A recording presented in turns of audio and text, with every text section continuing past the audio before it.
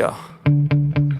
Sometimes I get so mad, there's no controlling me. My thoughts get so bad, I'm like, I might grab a bat, I don't know. My wrath, my blood boils over like, oh God, here goes. I lost all feeling from my head to my toes. You said some shit that I can't let go, so just stay tuned for the rest of the show. So have you ever felt betrayed? Switches how you see things, realize something needs change. Cause I know you got me f***ed up, let me show you what's up. Cause enough is enough. I'll take a face full of pavement just to make a statement. I know there's no turning back.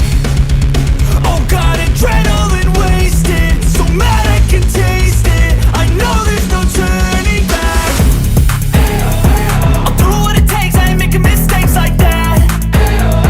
I'll bleed on your face to make you go take it back. I'll lose my shit, I go crazy when I'm mad. And now you go wish you would shut the fuck up real bad.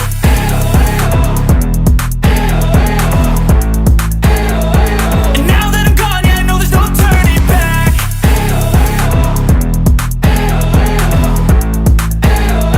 And now that I'm gone, yeah, I know there's no turning back. I don't take smoke, I'ma poke a hole through you, choking's overdue. Come at me and you won't get any older, dude. Crack your holder too. Heating up inside of me, blood so violently, thanks for trying me. Now it's finally time to see how this rivalry becomes my dynasty.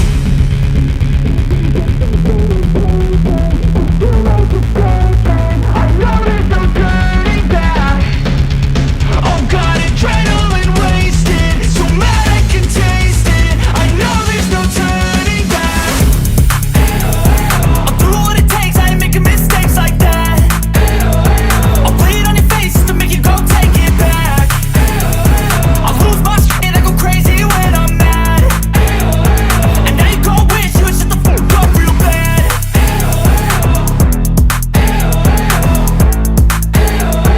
And now that I'm gone, yeah, I know there's no turning back.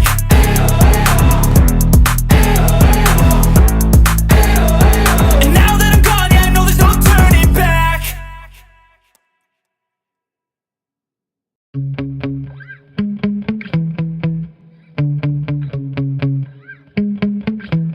Yeah. Sometimes I get so mad, there's no controlling me. My thoughts get so bad, I'm like, I might grab a bat, I don't know. My wrath, my blood boils over like, oh God, here goes. I lost all feeling from my head to my toes. You said some shit that I can't let go, so just stay tuned for the rest of the show. So have you ever felt betrayed? Switches how you see things, realize something needs change. Cause I know you got me f***ed up, let me show you what's up. Cause enough is enough. I'll take a face full of pavement just to make a statement. I know there's no turning back. Oh God, adrenaline wasted, so mad I can taste it. I know there's no turning back. I'll do what it takes, I ain't making mistakes like that. I'll bleed on your face to make you go take it back. I'll lose my shit, I go crazy when I'm mad. And now you go wish you would shut the fuck up real bad.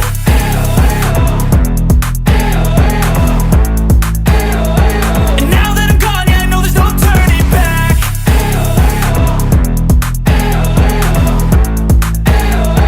And now that I'm gone, yeah, I know there's no turning back. I don't take smoke, I'ma poke a hole through you, choking's overdue. Come at me and you won't get any older, dude. Crack your holder too. Heating up inside of me, blood so violently, thanks for trying me. Now it's finally time to see how this rivalry becomes my dynasty.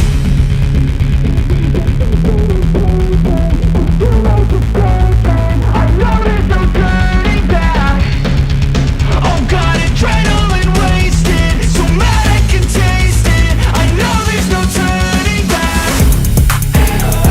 I'll do what it takes, I ain't making mistakes like that. I'll bleed on your face to make you go take it back. I'll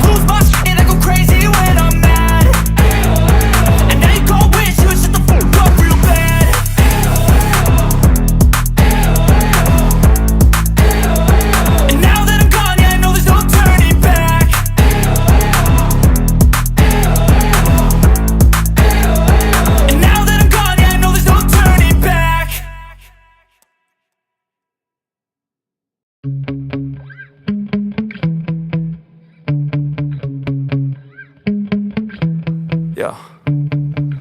Sometimes I get so mad, there's no controlling me. My thoughts get so bad, I'm like, I might grab a bat, I don't know. My wrath, my blood boils over like, oh God, here goes. I lost all feeling from my head to my toes. You said some shit that I can't let go, so just stay tuned for the rest of the show.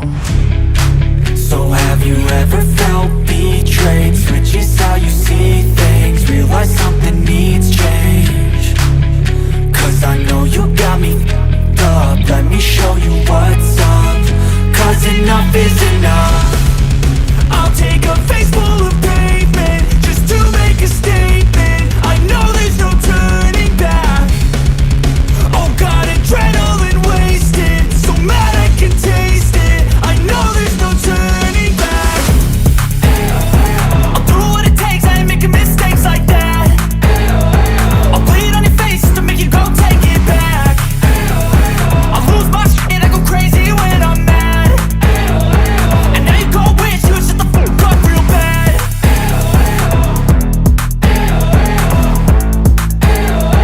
And now that I'm gone, yeah, I know there's no turning back.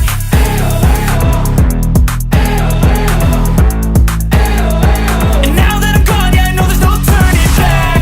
I'll take smoke, I'ma poke a hole through you, choking's overdue. Come at me and you won't get any older, dude. Crack your holder too. Heating up inside of me, blood so violently, thanks for trying me. Now it's finally time to see how this rivalry becomes a dynasty.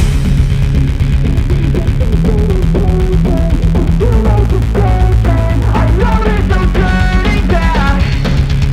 Oh God, adrenaline wasted, so mad I can taste it. I know there's no turning back.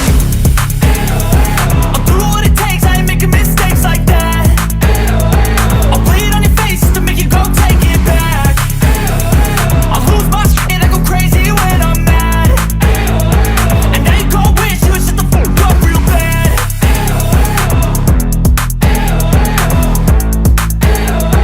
And now that I'm gone, yeah, I know there's no turning back.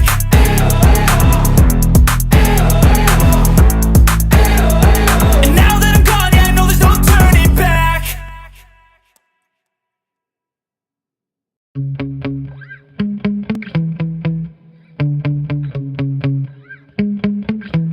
Yeah. Sometimes I get so mad, there's no controlling me. My thoughts get so bad, I'm like, I might grab a bat, I don't know. My wrath, my blood boils over like, oh God, here goes. I lost all feeling from my head to my toes. You said some shit that I can't let go, so just stay tuned for the rest of the show.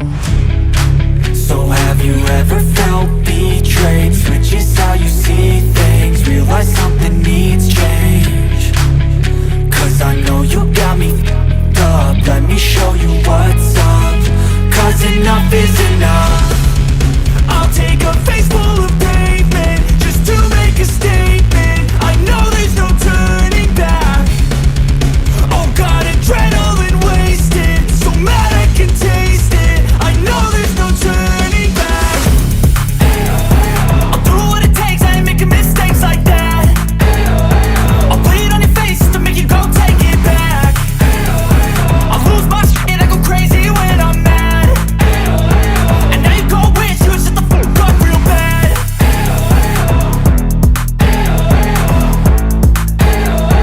And now that I'm gone, yeah, I know there's no turning back.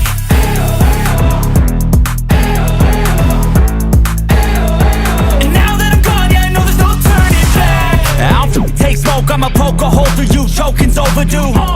Come at me and you won't get any older, dude. Crack your holder too.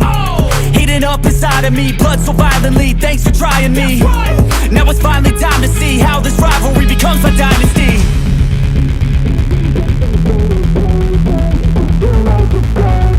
I know there's no turning back. Oh God, adrenaline wasted, so mad I can taste it. I know there's no turning back. I'll do what it takes, I ain't making mistakes like that. I'll bleed on your face to make you go take it back. I'll lose my shit, I go crazy when I'm mad.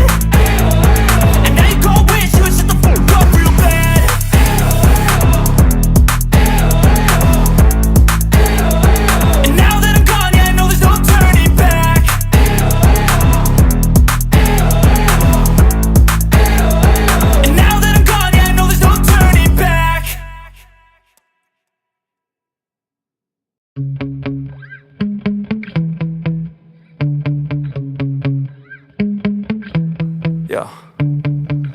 Sometimes I get so mad, there's no controlling me. My thoughts get so bad, I'm like, I might grab a bat, I don't know. My wrath, my blood boils over like, oh God, here goes. I lost all feeling from my head to my toes. You said some shit that I can't let go, so just stay tuned for the rest of the show.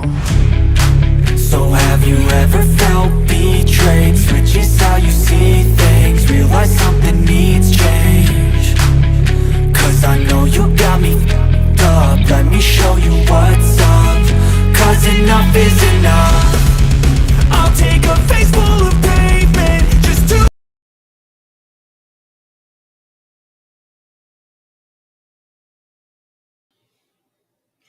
Holy smokes. This has to be one of the weirdest start to a show that I've ever experienced, but my persistence worked. But that's, by the way, I appreciate you all finding the time to be with me this particular morning. Wagwan, all of you, I hope you're all doing well. It's still 4:45 a.m. Las Vegas time for me.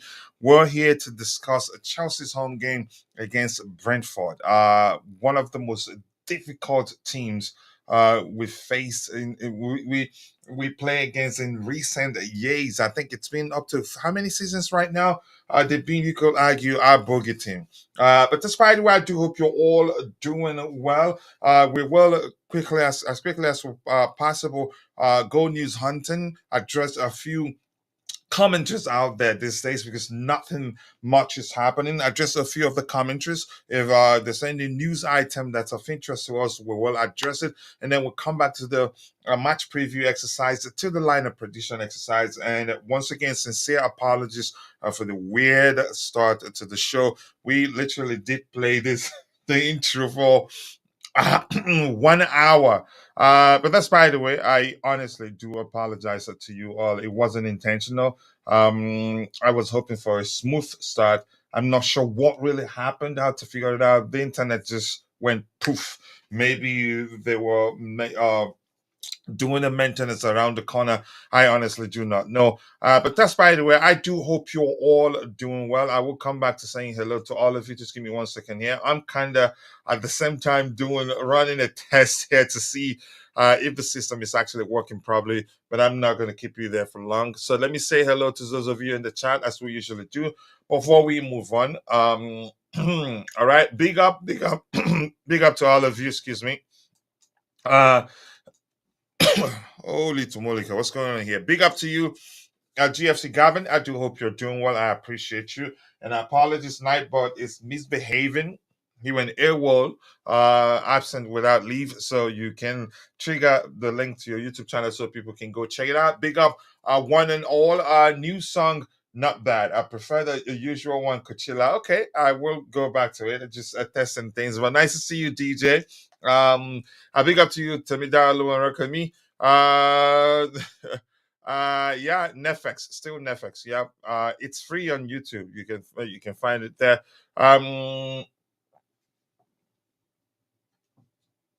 Okay, this says here, last 15 games for Poch, 32 points. First 15 games for Maresca, 31 points. Okay, Wycliffe Barish, I don't want to start comparing them. I've moved on. But sometimes as we discuss our present, usually the need to compare our present with our past, when it emerges, you can do otherwise. You just have to make sense of what you're trying to say in certain times. Yep, nice to see you all, Big Ty. I do hope you're doing well. I appreciate you finding the time to join this particular morning. Chelsea ladies are currently losing 1-0 to Leicester City. If they win, it will be 10 in a row. I mean, they have to lose one day. I just hope it's not today. I hope um, they before they lose, they have you can say that sort of margin that even if they lose one, it won't be a huge issue. I think even if they lose one now, they still come back. But the game just started how many minutes ago? I don't remember. Let's see. Yep, come on, come on, come on. Let them get another win and make it 10 wins in a row. But thank you so much. I appreciate you all finding the time to join the show this particular morning. Without wasting much of your time, we're going to go to the presentation window and then go news hunt. And after that, would come back to the match prediction exercise proper match preview exercise, and then a lineup prediction exercise where we try to correctly predict Enzo Maresca's starting 11 for our game tomorrow. So without wasting much of your time, let's get into it. Let's go here. What is that particular window here? Yep, news hunting first as promised. But once again, thank you to all of you. The first item here, I'm guessing it will be a lot of commentaries, and I usually like going on Vincent's uh, Twitter feed. Chelsea have hired senior scout Houghton, Charlie Houghton from Brighton. I don't know him, but probably before hiring him, for me, he's good. I trust the owners. I never questioned the signings any of the signings they've made so far. And I'm not going to start now, especially now that we're doing well. This is a comment by our manager Enzo Maresca. Enzo Maresca off the ball, the way we walk, Pedro and Nani on one side, and Jadon and Mihailo Mudryk on the other. They have to run when we don't have the ball. It's not more than that. You cannot only play football when we have the ball. You have to play it when we don't have the ball. Yeah, pressing and all that, and tracking back. Enzo Maresca on lack of goals from the left. If you look at us this season from the right wing, from the right winger with Nani and Pedro, the right pockets with Cole, the number nine with Cristo and Nicholas Jackson, we have scored goals. From the left side and left pocket, we struggle a bit. I think that's something everybody knows. I don't want to try to expand it. I don't want to create another stress out the system, and then we'll start having issues now that we succeeded in starting the show. Enzo Maresca and Sancho, Jadon, since we started, is doing well. He was lacking a finish because we had many different games where he arrived 1v1 and he's always looking for an assist. This is good, but sometimes he is in a position where he can take a shot, and now he does that, and he's gotten 2 goals. This manager is really improving our players. He's done well and could have had 3 actually. One, the goalkeeper made an excellent save. I think that was against Tottenham. He could have scored 2 on that day. But see how much of a difference a manager can make for a player. He knows he's a fine creator, and just as he mentioned there, he's almost always looking to create chances. But he's taught him that sometimes if you're in a good position, you should try and shoot. And the key probably will realize, yeah, the manager is actually making him better, and he can only become better.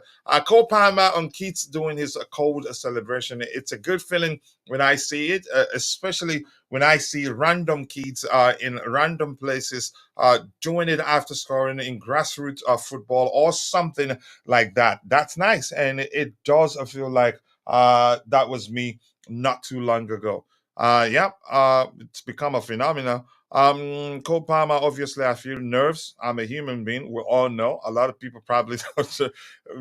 You can say don't realize that you're a human being. So when you make mistakes or don't measure up to the standard you've set for yourself, they start arguing, yeah, that you've been poor. Both Nicholas Jackson and Robert Sanchez are only 1 yellow card away from a ban. I know a lot of people would like to see Robert Sanchez get suspended so that, yeah, Philip Jorgensen would get the opportunity to guard the six for us. Because you could argue it's obvious now that the manager it would take a lot for him to drop Robert Sanchez. Okay, this is Mikel Arteta. I'm not going to try to expand it. This particular report reads: Mikel Arteta explains why Raheem Sterling isn't getting minutes. He's had this very important role impacting every game, and suddenly you are in this position for a while, not just here but at Chelsea as well. I don't mean to laugh at someone else's predicament. It's not a good thing. But Heston, he was going to again. He told us he will show us what we're missing. and I'm still waiting to see that. Paul Mason, Paul, is how you pronounce his last name? I don't know. There's no doubt that Chelsea are now in the title race. Some people might say no, but you look at their upcoming fixtures, and there are plenty of winnable games.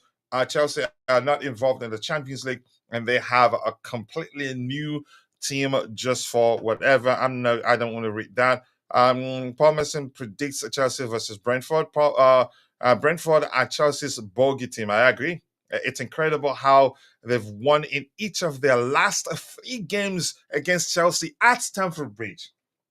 Yeah, at Stamford Bridge. Based on current form, it's impossible for Chelsea to not win. Brentford have you could say they've been in a terrible run. They've been, you could say they've not been in great form. So, but I'm just trying not to expand that and get into trouble. But I'm not going to speak further on that, so I don't misquote. I don't misquote. I don't misquote Paul Mason. And here we see this saying Alan Shearer backs Chelsea to beat Brentford. I don't want to. I don't like it when I see a lot of a lot of these things. So yeah, enough of that. And I don't want to. Super Eagles captain, Nigerian national team captain William Troost Ekong to start saying how Osimhen prefers coming to Chelsea. It's absolute nonsense, in my opinion. Chelsea may need to monitor Romeo Lavia, who was taken off as a precaution in the first half at Tottenham last weekend because of a hamstring pain. No, I thought he was taken off because he was on the yellow. I could be wrong, but I'm going to move on to that. So I'm going to use this. We have detailed insights here, but I'll go back to that in a bit.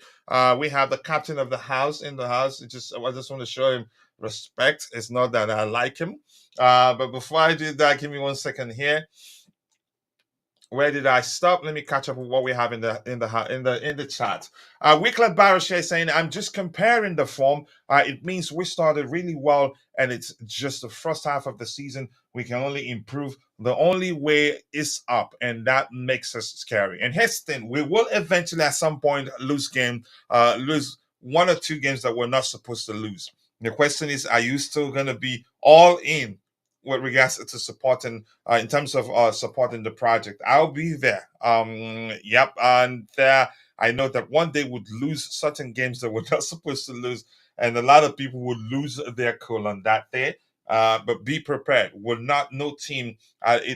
It's difficult in football for teams to go. It has happened, but you'd lose at least 1 or 2. If you're able not to lose any, there will be disappointing games. Either you drop points, something to that effect. But that's, by the way, Weekly Barros, nice to see you once again. And he said, this did not surprise me when I saw that. Again, a Brighton, hopefully a good decision. I believe it's a good decision. If you haven't, I think you should start trusting the owners, because, yeah, a lot of people have started trusting them now because everything is coming together. Next year, the news will be Chelsea FC have outrightly taken over Brighton Football Club. Here's the thing, as I've told people before, you saying that you're not going to shop in a certain, you can say, store. It- it's because probably it's only possible if they don't have what you need. And if that's where you can get it for, you can get the product you want, you certainly go back there. So I have never for once thought that Chelsea will never go back to Brighton for a player or maybe a staff. Greetings to you too, Ray. Nice to see you, Mr. Ray. I do hope you're doing well, and I appreciate you finding the time to be with us this particular morning. We are not friends right now. Okay, you're fighting with DJ. Slug it out with him. We're getting cooked tomorrow. That's ex Gina. Okay, let's see what happens tomorrow. I remember you said that. Brentford is a tricky fixture. If Chelsea win convincingly, then I can hope for the title at the end of the season. Even Collins and Achua, even if we beat them, I'm not going to say because we beat them, yeah, we're definitely winning the title. But here's the thing. I think, as I've said before, I'm just going to repeat that the same way I did. I did say it the day I said it. Charity FC may well still be well and truly in existence, but signs are that Charity FC is not in good health. So yeah, I wouldn't say it doesn't exist anymore. But let's see what happens. And here we have DJ saying, "I'm not worried. Reason being, we don't have a losing mentality. A credit has to go to Maresca for making the players realize that they are not a losing team anymore. We proved it at a 3 points lane and other games actually that a lot of people thought was going to be very difficult to us. The manager knows what he's doing. That's the reason why I usually go into games uh, without any, you could say, without we're going to games with confidence, not fearing that we're going to get battered or maybe disgraced. But yeah, football is football. Anything can happen, but still, it's a good feeling to not go into games fearing that would end up losing even when we're 3 goals up and all that. Let's spice our current game with hard sizzling and accurate shooting of goals like Sancho, Caicedo, and Enzo did in the past games. Let's shoot and follow up to finish off the rebounds. Yeah, if it happens, it doesn't look like we go for rebounds actually. But that's by the way, we have the captain of the house, Dante. Dante, big up to you and thank you for finding the time to join me on the panel. I'm sure you were. What sort of captain are you actually? You were just probably just watching me struggle to start this year and laughing at me because you don't like me. But big up, bro, and thank you. Are you looking forward to this game, Dante? Let's hear you.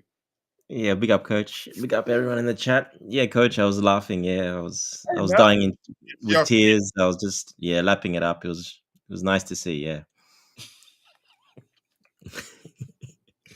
Are you looking forward to this game, Dante? Yeah, very much so. This is one of those games that's tricky for us.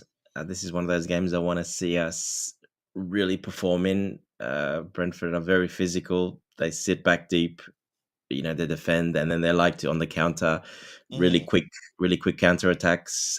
And yeah, it's been very successful for them this season. They've scored a lot of goals, and they've played very well. And yeah, this is the type of game that has bothered us in the past, and this season has bothered us. And yeah, this is definitely one of those tests.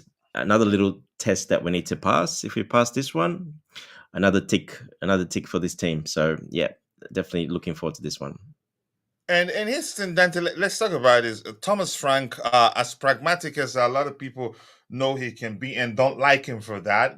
But here's the thing, he does what he needs to do during games to win games because they don't have the resources like we do. He's actually an excellent tactician, irrespective of whether we think he's too pragmatic to our liking.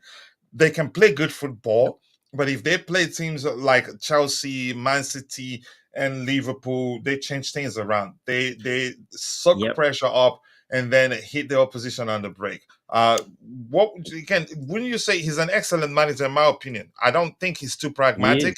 I think he's doing what he needs to do to remain in the Premier League. Yeah, he's another one of those. He'll have four at the back, but he can play four at the. He can have five at the back. He can have three at the back. He'll change it uh, according to The opposition. opposition, yeah. Yeah, but it's all with a solid, defensive base. He always does that really well. They've got quite physical players as well, and they've got a couple of players up front that are, quick, strong, again, physical, good in the air, good at finishing, and that he just plays to his team's strength. And he does little tactical changes, like you said, during the games and against different opposition, He's a and very it's worked. smart manager. And it's worked very well. Yeah, he's one of those managers, a little bit like Maresca in a way, but he's working with what he has. But he likes to do little tweaks here and there in game, and it's worked very well. But yeah, it's more of a solid, base, sit back, defend really well, and then catch teams really quickly on the counter.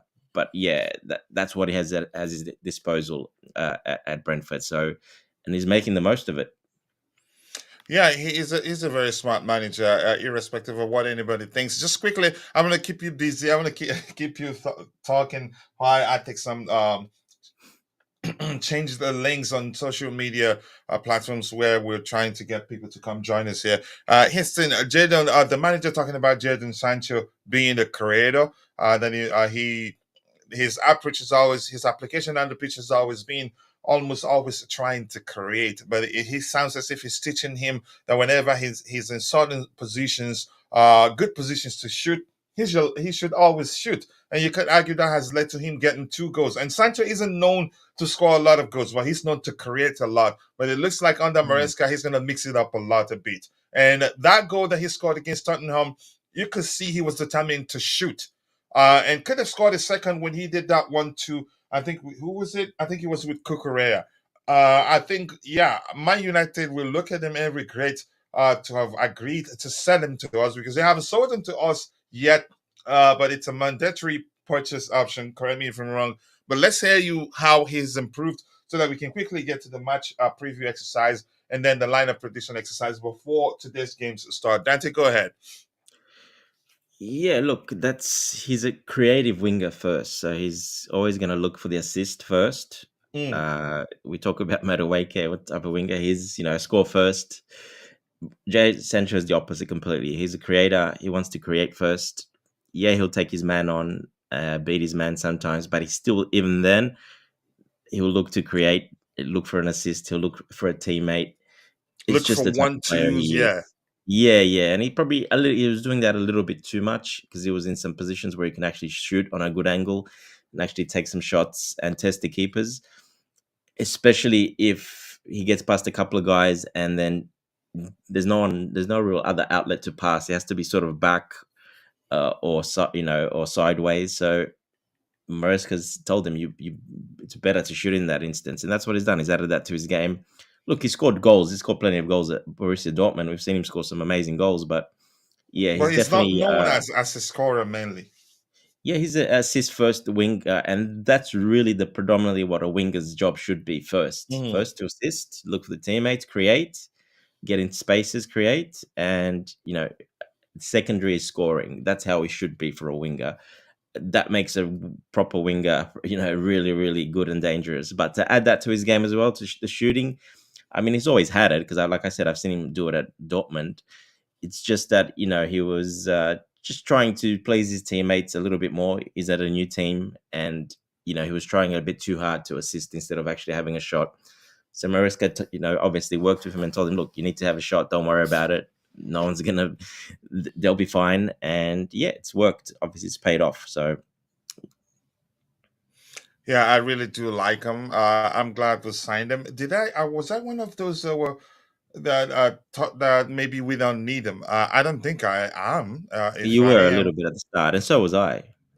So was I a was little bit I at the really? start. Or you're just trying to get me on into that No, category no. so I you're remember not you were at the alone? start. We don't really need him. Yeah, I remember I was saying the same. I'm like, I'm not sure if we really need him. And the But worry was if we also the buy him, price. he will be a good addition, right? Something to And that then effect. at the end, it was a good addition because of his price. But we were thinking, oh, we're going to buy him. Are we going to buy him for like 60, 70 mil from? I'm like, no chance. We don't need him. What are we going to pay 70 million for Sancho? And then when we heard the price and, We're like, get him, get him, get him, get him. we're like, okay, look, he can add a bit of depth. We need depth. That's fine. And for that price, basically loan, and he took a massive pay cut and loan and obligation to buy 25 mil if we don't finish whatever it is, plus 14th. It's a very good deal in that sense. And then I was pretty okay with it. I'm like, okay, he can prove himself. That gives him time to prove himself. If it works out, great. It's 25 mil. If it doesn't, well, it doesn't really matter, to be honest. So, yeah. So in the end, good deal, good addition. But yeah, at the start, I was like, oh, do we really need him? Not quite sure. You could also argue that none of the players we signed from Maresca. None of them, you could say, none is a mistake in my opinion. Joao Felix has shown what he's capable of doing, and we're happy to have him. I mean, I've learned over time. I've learned to trust our owners and the directors. They know what they're doing. Yeah. Honestly, Yep. they know exactly what they're doing, and I get it. A lot of people say we'll be arguing that again that we'll make it clear that they would have preferred us to sign a Samuel Moradium, and I'm still telling them, even if he scores 1,000 goal in 1 week at Porto, that I don't care. That chances are he had we signed him, he's not going to be doing as well as the players we've signed so far. Does that apply to Duran as well? No, I want to run. I like him. That kid is good, really. He just turned 21, right? That kid is good, really. He's a more complete player than Samuel Moridi, in my opinion. Yep. Well, even He's up if DJ. let's see, let's get a few of the comments there. Even if we win, I still maintain we're not in the title race. I think we will finish top four. I'm sticking with that, but that's not to say that certainly we cannot win it. After all, nobody believed that Leicester City would win it. The year they won it. Yeah, they shocked a lot of people. But it only makes sense to say, yeah, well, we're not in the title race, and elaborate on why you believe we're not in the title race. Then I'd listen to you, and I'm with you, really. The only reason we're still bad at the back and Sanchez is not trustworthy when our defense gets breached. You could argue that also. It's a good argument, really. We should hit Brentford with quick goals in the early stages of the game to unsettle Brentford further. Containing Mbeumo and Wisa should be our fundamental. Chelsea to win a 5-0. You're being greedy there. His thing, Thomas Frank is a smart man. He'd be looking to not concede earlier on in the game because if he knows if they do, it's over for them. That's were you going to say something? No. I'm just listening to you, Coach. No. Oh, okay. Let's see what else we have here. This reads, what makes Ronaldo the greatest of all time is because of his shooting ability from the wings. I think 23-4, I think the manager will get us to do that. Bobby would say KDH was a bad signing. I don't think he is. He will eventually start doing his thing. And forget the rumors that we're looking to send him out on loan in January. That's not going to happen. Anything else here? Okay, let's see what else we have here. We may have bad games, but they will be far fewer than last season. I believe so. I am certain we are transitioning from the Conference League to the Champions League. I am excited to see what we will do at the club. Yeah, a lot of good stuff. 3-0 at Chelsea, according to Nick Fadley. Nick, nice to see you. Thank you for that. I appreciate you. Let's see. Let's go back to the presentation window and see what we have here. I want to look at this. I think I'm going to be using these a lot by Google. Hopefully you can see it. I don't know if I should expand the screen even more. Let me expand it 3 times. There's space there to play with so that you can see clearly the insights we have there. I expanded it twice. So I want to make sure I remember how many times I did it. 3 times. I think you should be able to see it. So insights, that's on Google, and this is detailed than the one on FOTMob. It reads, Chelsea won their first Premier League meeting against Brentford, but are since winless in their last 5 against them. 2 draws, 3 losses. With all 3 defeats are coming at Stamford. Wow. That needs to end tomorrow. Dante, what do you make of that? Yeah, well, Brentford thrive with chaotic football. They love chaotic football, and that's what we played under our ex-manager, basically, and under Potter a little bit as well, to be honest, by the end there. So that's why they've beaten us The every time. losses were there under the two X's. Yeah. We lost. Don't you remember the games? Remember when we Mm. got smashed by Brentford when Sanchez is running out at the end? I don't know if you remember, but anyway, yeah, chaotic football, that's what they love. Disorganized teams, chaotic football. It's if you play against them, they'll destroy you. So that's exactly what happened against us in those games. Open, free falling football, chaotic. Us, trying, you know what I mean. So yeah, we're not like that anymore. We're quite organized now. Even though our defense is not the best, but we're way more organized than that. So you think we're you could say well equipped to deal with that sort of approach, and not it's not a concern for you. Well, this is like I said earlier. It's a test because against some of these physical low block teams, and then on the counter, we've struggled against. Uh-huh. That's what I'm looking for, and this is one of those teams. But we're not going to play like we did last year or the year before. No, that's definitely not it's going to happen. This manager's is too good at what he does, tactics and in-game changes. If he has to, he'll change it in game. It's not going to be chaotic football like we played last year under our ex-manager. That's for sure. So yeah, it's going to be a very different game. Yeah. Anything else here? Nothing else here. Yeah, nothing interesting here. We lost to Brentford. We lost under Tuchel 2. Potter. Wow, three of our exes, but I don't like to call Tuchel ex. It was a mutual. What's the language I'm looking for? Mutual Yeah, Tuchel's not an separation ex. with He's the our fans, manager. I'd He was say. our manager. Sorry, yeah, he was our manager. Yeah. All right, let's see what else we have here. Keep dropping the likes on the team. The second insight here, you can say part of the first one. No need, but I'm gonna read it anyway. It reads Chelsea have won all three of their not entirely part of the first one.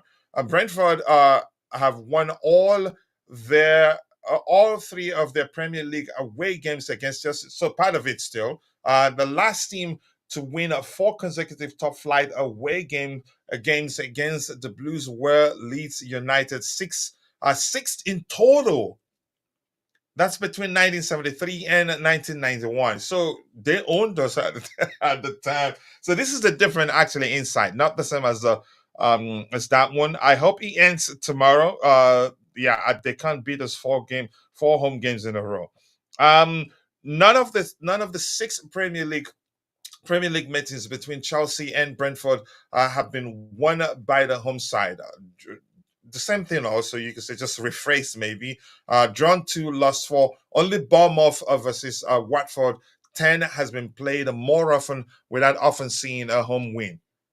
Just from another perspective, in my opinion, Chelsea have won each of their last four Premier League games, and the last three while scoring three or more goals in each.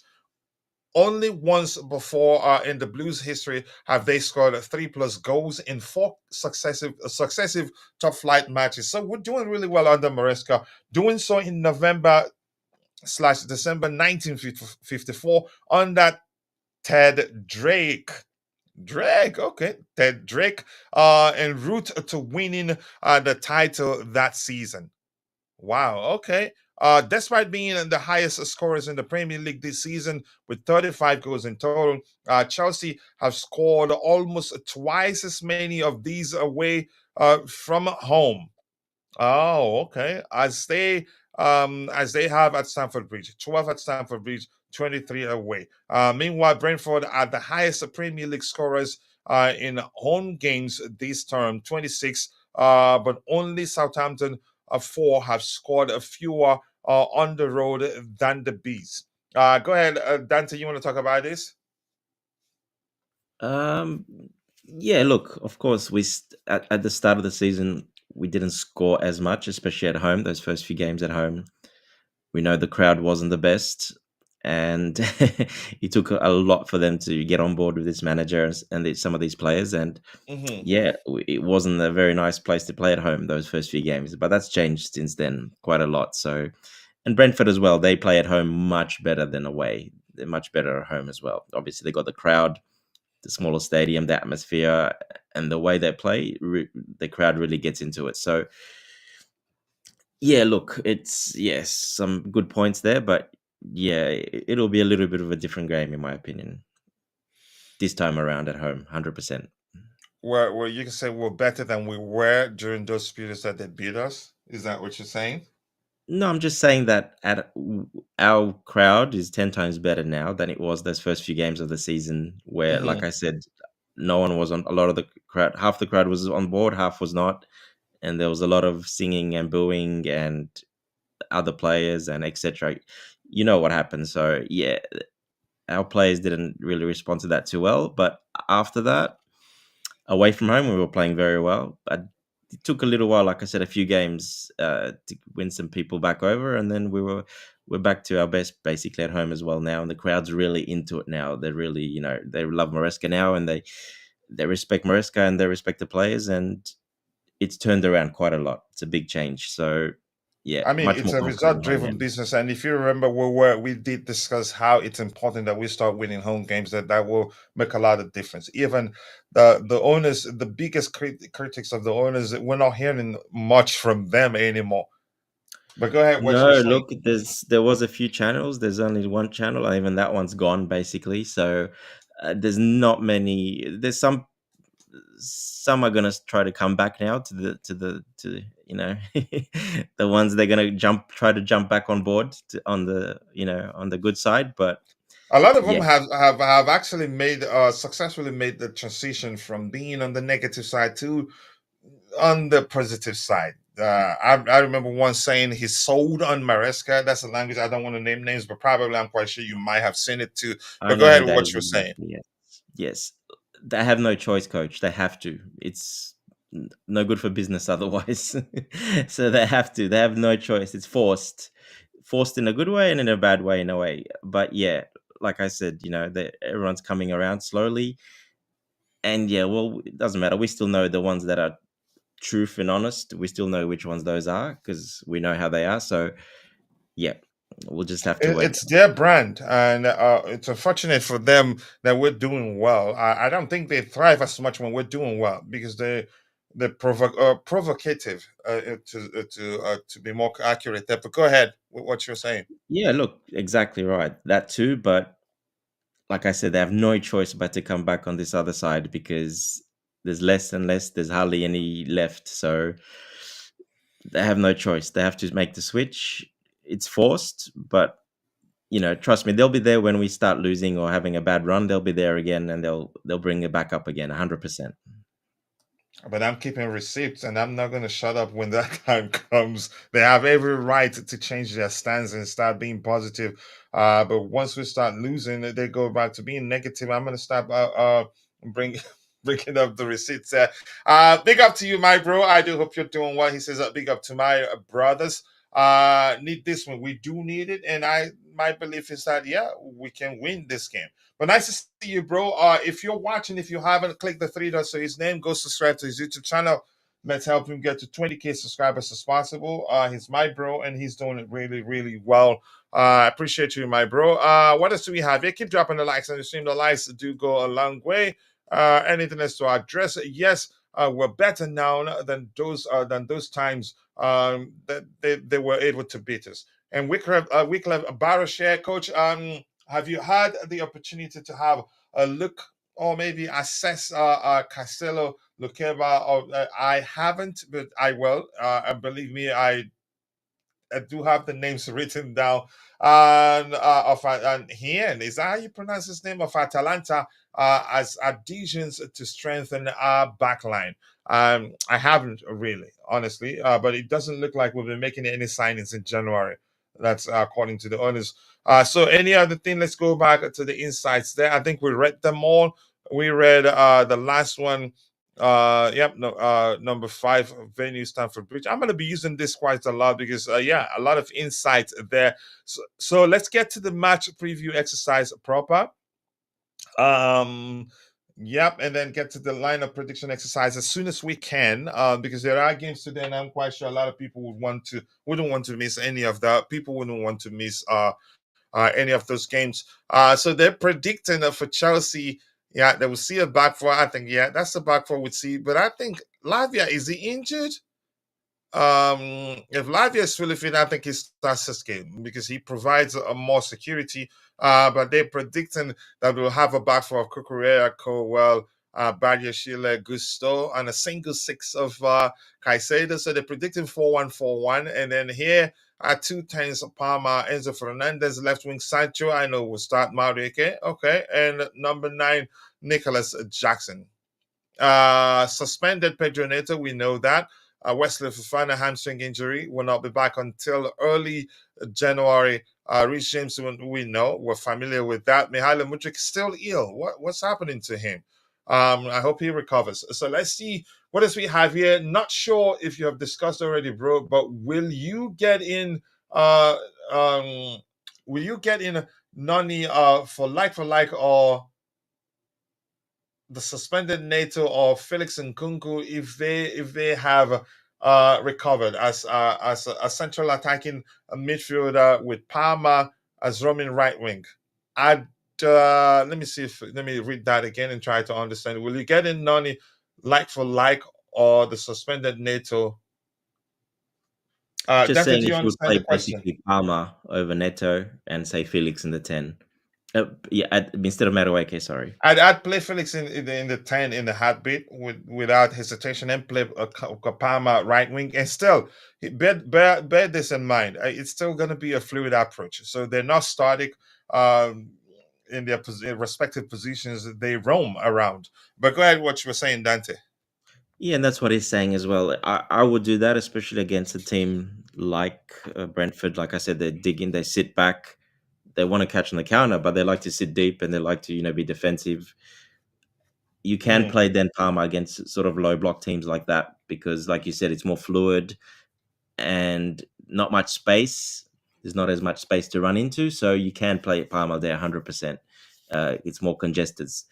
I will do that too, but I really don't think Maresca will do that. I think Madueke will probably start just because he likes his wingers to sit really wide and basically hug the touch line. And I don't see Palmer doing that, obviously. So that's the only reason I think Madueke will still start.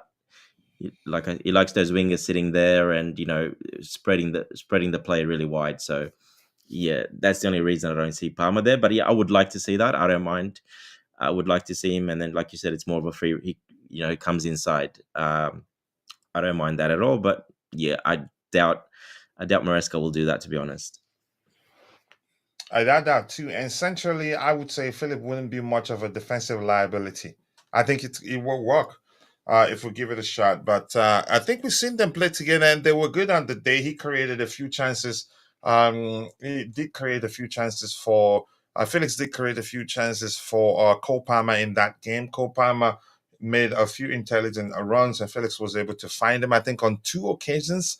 One of them he was clear. Actually, could have scored from the opportunity, but I think I can't quite remember how that ended. But that's by the way. Thank you so much, bro, for that comment. There, sincerely do I appreciate you. And Vic is here. He's saying we finally got to the lineup prediction. Big up to you too, Vic. Nice to see you. I do hope you're doing well. Yeah. I wouldn't like you to agree with Dante because I don't like him. But that's by the way. Ty, where do you want to come in quickly before we get to the match preview exercise and the lineup prediction exercise as soon as we can? Before the games scheduled for today, before they start, because I'm quite sure a lot of our viewers would like to watch those games. But Ty, big up and thank you for joining us. Let's hear your thoughts on where do you want to come in. Up to you. Um, the last thing guys you guys said was what? Big up time. Yeah, big up by the way. Who gets in Noni like for like, or the suspended Neto? Now that's a an interesting one. I mean, it does show the flexibility in the squad, but ugh, I think it depends on the opposition. I don't think it's going to be a case where we have one set option. But yeah, we have players that suit certain matches more than others. I Mhm. think Neto perhaps would have been the ideal option for this match, but obviously he's suspended, so he's not an option. But yeah, that it does show that it's based on which match you're playing because Nkunku may not suit certain games, and Felix perhaps may suit other games as well. Okay, thank you, Ty. Give me one second here. Yay! My prediction was wrong. Chelsea women have scored. It's 1-1. Praise the Lord. Good, It's good. good. I'm happy. I want you to be wrong. Are they doing the Jabi Alonso? Why would I you? Why agree would with you bet Dante. against the women, Ty? The Yeah, Jabi Alonso. 1-3 a screenshot, but I cannot tell who wins tomorrow. That's okay. It's your thing. Let's leave it for you. Go and follow Dante on X. That's the link there. I will pin it at the very top.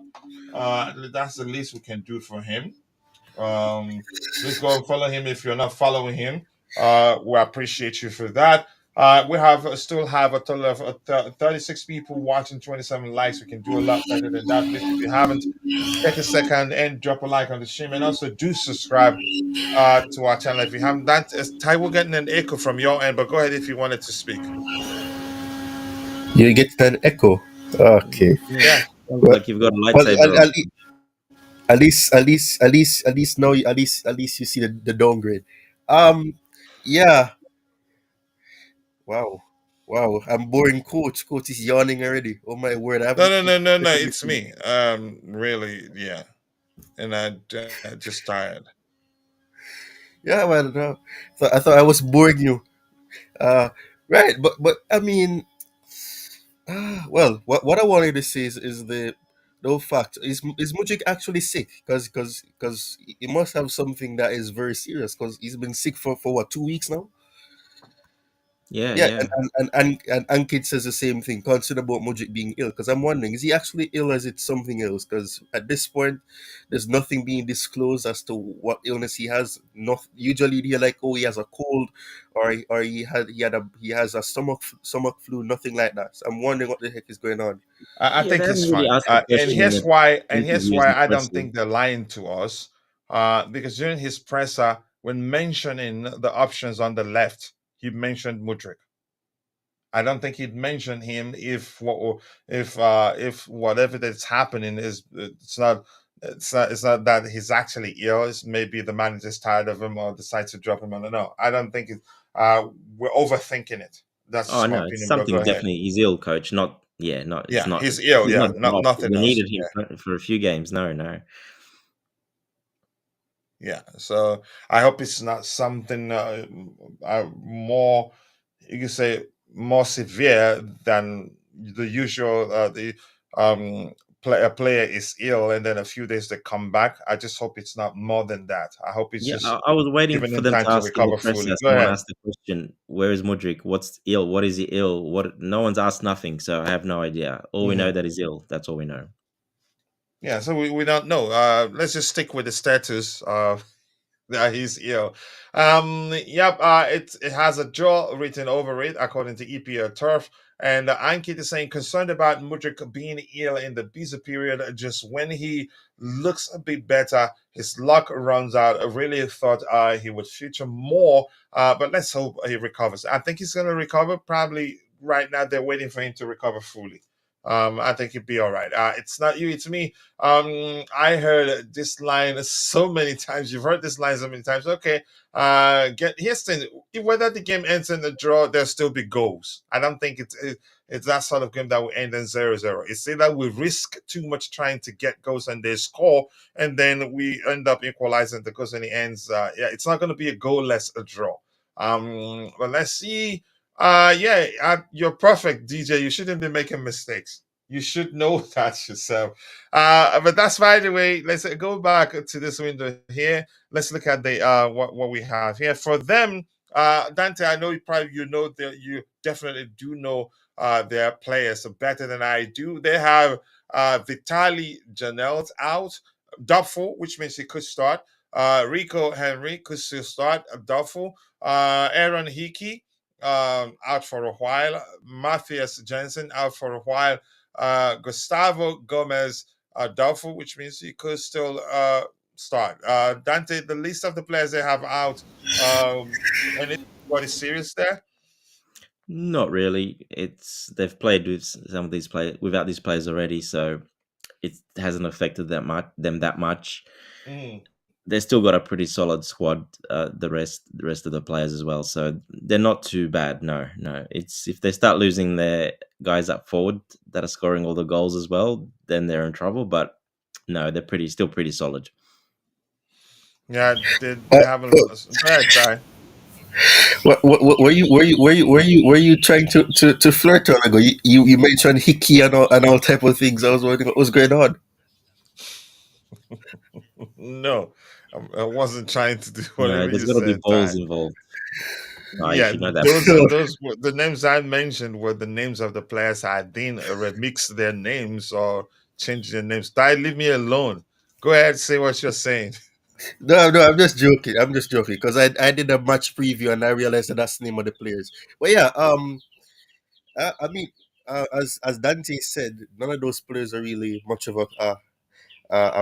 a concern for them. The only issue that they perhaps have is that they're light in the midfield and the defense because those players are more so midfielders or defenders. So that's the only issue that they have. But yeah, they have injury issues for sure. So in terms of how strong they are in terms of if they pick up another injury in this match, then maybe they'll have the issue there. But as Dante said, it's more about the attack because the attack has been doing the work because they've conceded lots of goals, but they're also scoring a lot of goals as well. So that is what's working for them. So the game definitely has goals written in it. We scored 4 goals the last Premier League match we played in, and they scored the same amount of goals we did as well. So I mean, the issue is not scoring goals. The issue is about who will keep a clean sheet or who will be able to outscore the opponent. Mhm. Yeah, I agree. Thank you. No, it's never going to be ending goalless. Send Mudrik to Coventry to help Lampard. Just go away. You and the agenda again. I know you don't. Just like the way. What's that player that he never liked?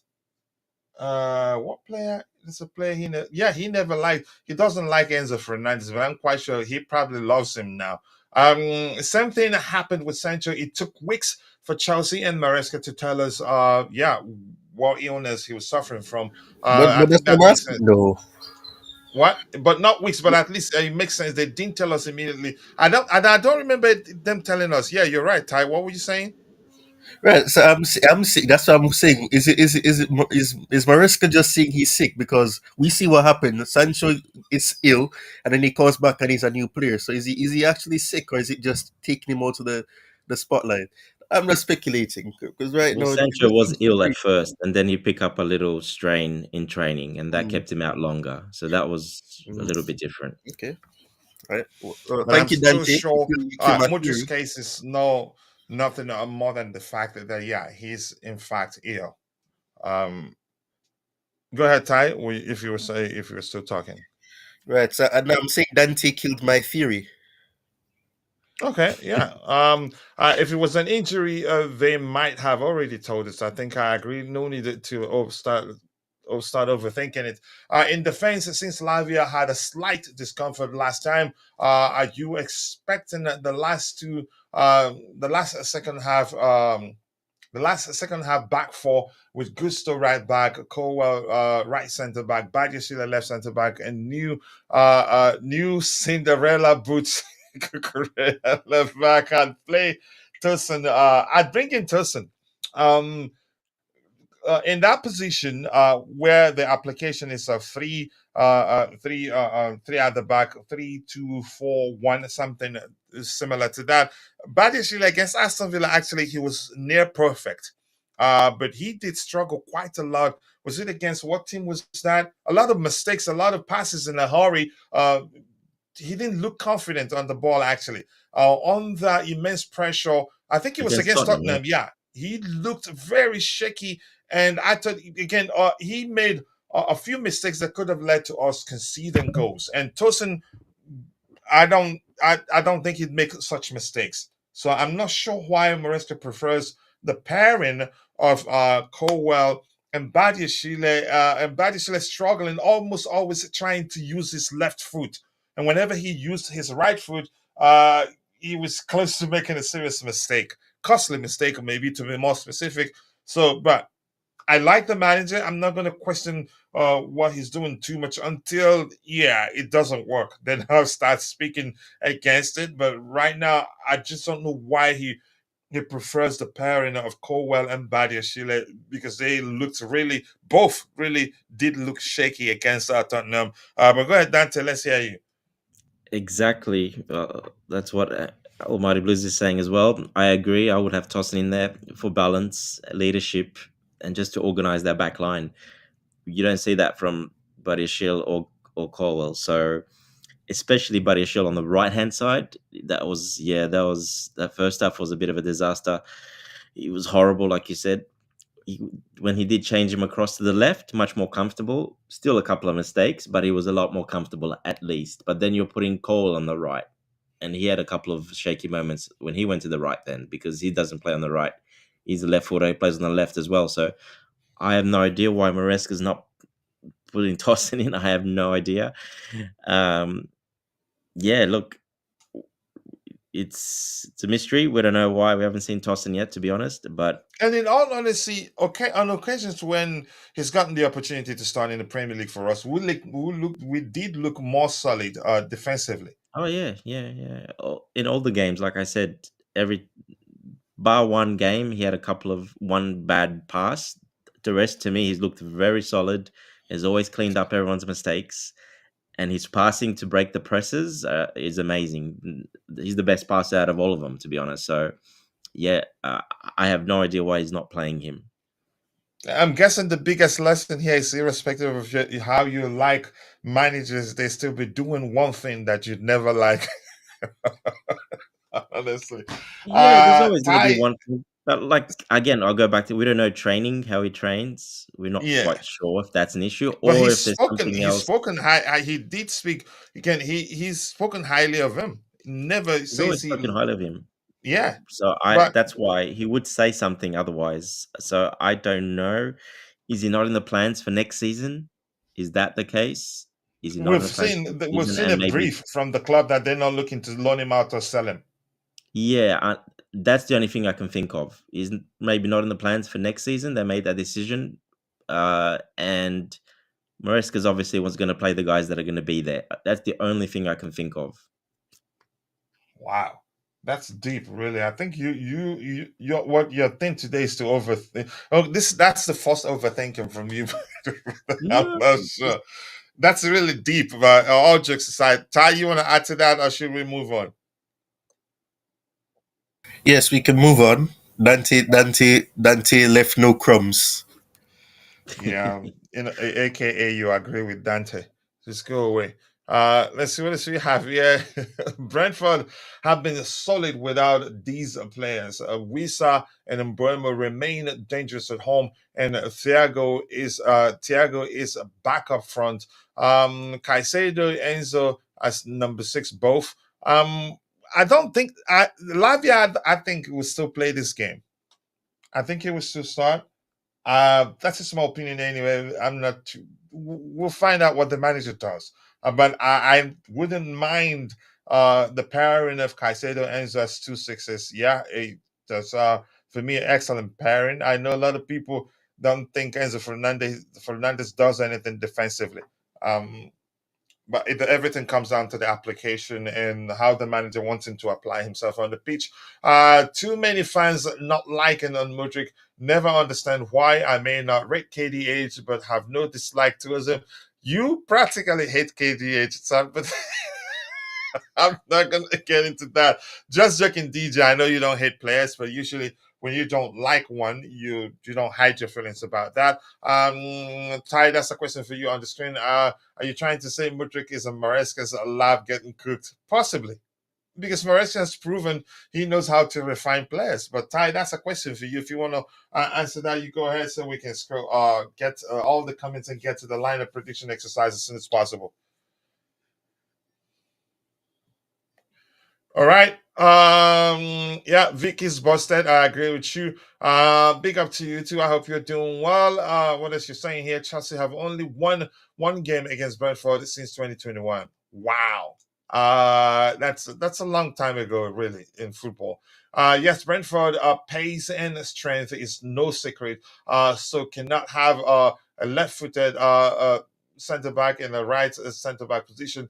I have a bad feeling this Chelsea plays chosen passing is also much better. How decisive didn't he play in Europe? Am I mixing things up? He Yeah, played, right? yep.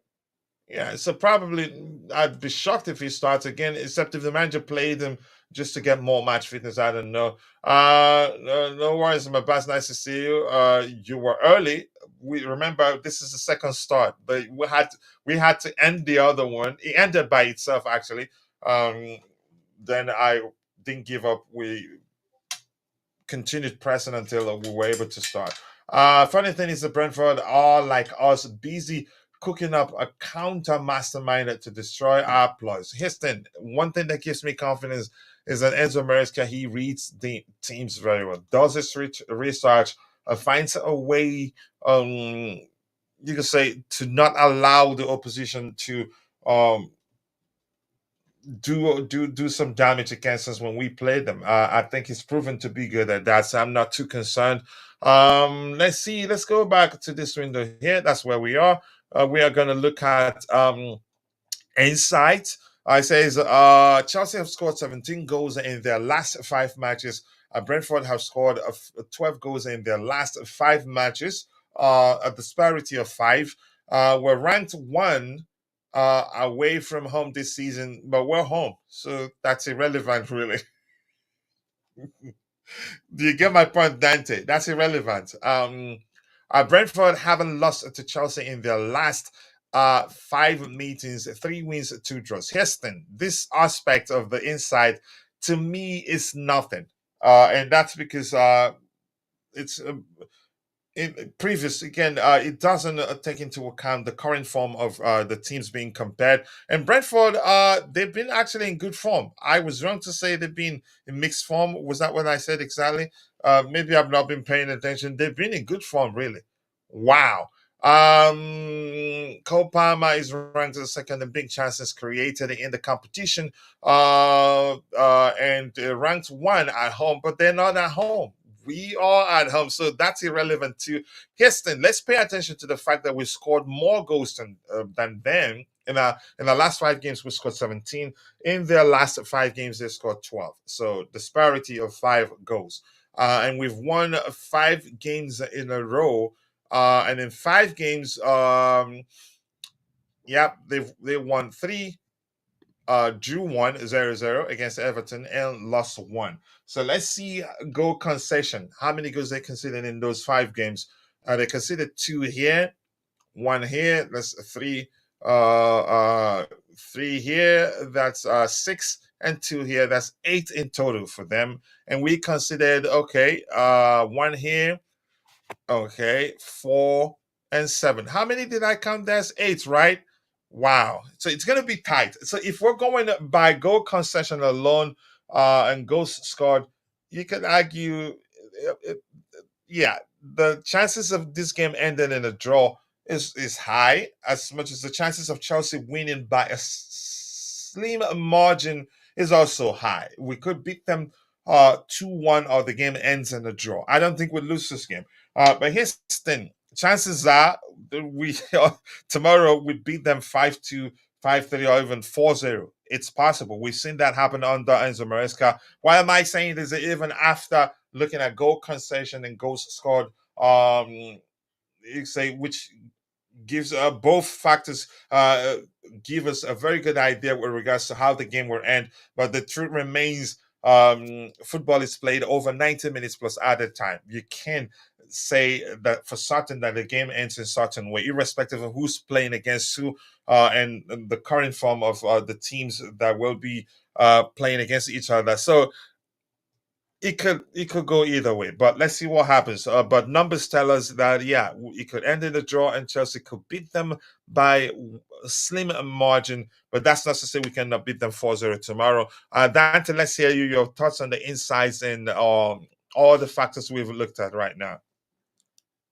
Yeah, coach. Look, they play well, but as you can see there, when they're not at home, they're a little bit different. They don't play that quite as attacking.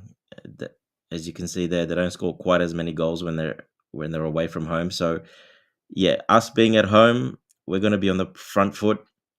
So I'm not too worried, to be honest, because one thing I know, we're going to have much more possession, and we're going to control that possession much better than we have in the past. So it's going to be much more difficult for them. It's not going to be an open, chaotic game like they like. So yeah, look, I'm pretty confident. Like you said, I'm confident we will not lose this game. A draw can happen, maybe, but I'm very confident we're not going to lose this game. Yeah, actually quite confident we're going to win this game, but a draw can happen. But yeah, I don't see us actually losing this game at home. No, I don't see that happening. It would have to take probably a couple of mistakes by Sanchez and one of our defenders, really bad mistakes for us to lose this game. Otherwise, I really don't see it. And then 9th. Yes, they're 9th, yes. Yep. The 9th with how many goals in total scored? 31 goals in total scored minus 28. So yeah, they have 3. Wow. Yeah, but like I said, away from home, they're not quite the same team. Mhm. They play quite a little bit more different. They're not as adventurous. They're just, they basically like to sit back a lot more. And then if they start conceding, then they'll be adventurous, but otherwise they won't. But yeah, I think we're too good at that at the moment. If we get a goal or two, we're pretty good at controlling the game from then on, much better. So yeah, look, like I said, I'm pretty confident that we'll get a result in this game either way. I don't see us losing this game. I think that streak ends for them. We're not the same team, definitely not the same manager, and yeah, I think we'll be just fine at home. Let's talk about this a bit, Dante. Ty, you want to come in before we talk about that? But I don't want to lose my thoughts. But Ty, go ahead. Is Ty there, or has he left his desk? Yeah, he likes to leave. He Okay. likes to do Here's. that. I think he's just unmuted himself. Go ahead, Ty. Caught him All by right. surprise. Here's what I want us to talk about. Dante, do you need to leave immediately? I just saw your message. No. I said I might need to. Okay, Yeah, if he wakes up. yep. Heston, in our last two games, we struggled. I'd say a lot. For the first of 15 to 20 minutes against Tottenham, we struggled a lot. Was it not? Was it Southampton? We struggled a lot, and they had the opportunity to actually to score the first goal on the day, but glad they didn't. Something against Tottenham, we did struggle. Uh, is that again maybe something happened the game before the Southampton game? I can't quite remember. For me, it just looks as if we don't start games well, but we finish well. That's something that's obvious on the Especially the Maresca. second halves. Yeah. Yeah. So is that becoming an issue, or is it already an issue? Maybe a little bit, but that's, I think, why I say second half, because the boys come in at halftime and then Maresca's able to tweak things and change things and really get to the players and show them what they need to do or what they're doing wrong. And we're way better in the second half because of that halftime team talk, and he's able to tweak a few things there. So I think we've had that a little bit from the start. I think at home we've been much better. I think away we've been caught surprise a couple of times, but at home I think we've been much better with that, because we tend to control the ball a little bit more at home, have a bit more possession, and be on the front foot a little bit more. It's when we've been a bit more cautious that's been the case. But yeah, at home I think we're pretty good. We're gonna have, like I said, we're gonna have a lot of the ball, especially the first half, because the way Brentford's gonna set up, we're gonna have quite a lot of the ball. So it's just about breaking them down and getting through them. Uh, but yeah, I think we've got plenty of quality to do that, no problem. Because here's the truth remains: if we concede first against them, it's gonna be a long day. It's going to be a long day, and that's why I said this is another one of those tests, because they are a low block team. Like I said, they will start low block, and they're a very physical team as well. They're very physical players up front, defense, mid. They're a physical side. They like to throw their physicality around when they do play. So this is one of those tests against a low block team that's physical that we've struggled this season. We struggled against Bournemouth. We struggled against Crystal Palace. We struggled against those teams that have played a low block. We've had trouble with that. Now those teams don't have the forwards as much like Brentford has to hurt us. Brentford actually has those 2-3 forwards that can hurt you on the counter attack and they've done it all season. They're very So yeah, this potent is one of those offensively. games They when have I a said very a low potent block, it's attack. one of those teams that I want us to pass that test, to not struggle against them. I want us Uh-huh. to win and win comfortably. And then I'll be much more confident, because we have struggled not just this year, last year, under a lot of. It's just the players, the younger players, the physicality, and yeah, just breaking down low blocks. It's not as easy as people think. We do have much more technical players now, and the way we do play, and the way Maresca with his tactics, it's much better. So that's why, yeah, I'm still pretty confident, but it's just one I want to see us tick off. I want to see one of these games where we don't just get over the line like we did in those games, that we're a bit more comfortable and actually, put them We away. barely succeeded in winning one of them, which I think it was against the Bournemouth game. I Yeah, think so. But go ahead. all the low block teams we've played, Bournemouth, Crystal Palace, I think, and there was one more. All of those we struggled. We just got away with it at the end. So, and we didn't score many goals either. It was low scoring all those games because we could not break, and that's one of the issues. Jackson is not good against low blocks. Madueke is not good against low blocks. Those players need space, and they're not going to get it in this game. So that's where we have a problem. We don't have those players, and when Almighty Blues was saying earlier, put Palmer, put Felix in. Yeah, Felix will help that a lot. A player like Felix will help that quite a lot because he's more technical. He can break that low block. Sancho is pretty good at that. He can do that, not too bad. He's more a technical player, close dribbling. Doesn't need that much space. And also likes to play with his teammates. Doesn't like to go Correct. alone. Orchestrate a quick one. He's not going to just run down the line, and Yeah. he's going to link up with the players as well. So yeah, correct. So yeah, it's those players again that I worry. Madueke, like I said, Jackson have not done against low blocks nothing. They've been irrelevant basically when we played them. So yeah, look, that's the only worry, those players. But I'm sure Maresca knows that, and he'll really try to tweak that around. I wouldn't be surprised. Yeah, Felix, I wouldn't be surprised to see Felix in this game because of that. And Felix actually, did he play last Yeah. week? And it's not like he's ill. Oh, He didn't. Who? He didn't play midweek. He didn't at all. he He was, didn't he even was, they said he travel. was injured. They said No, he got no. injured. He was supposed to travel apparently, but he got injured. And that's you said the language used for me.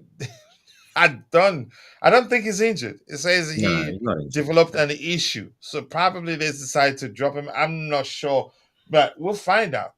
Because it's not listed as injured. I think if he's injured, I think we'd know by now.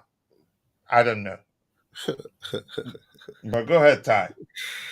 Yes. Crap. I wanted to say something a long time ago, but you weren't hearing me. What was I gonna say?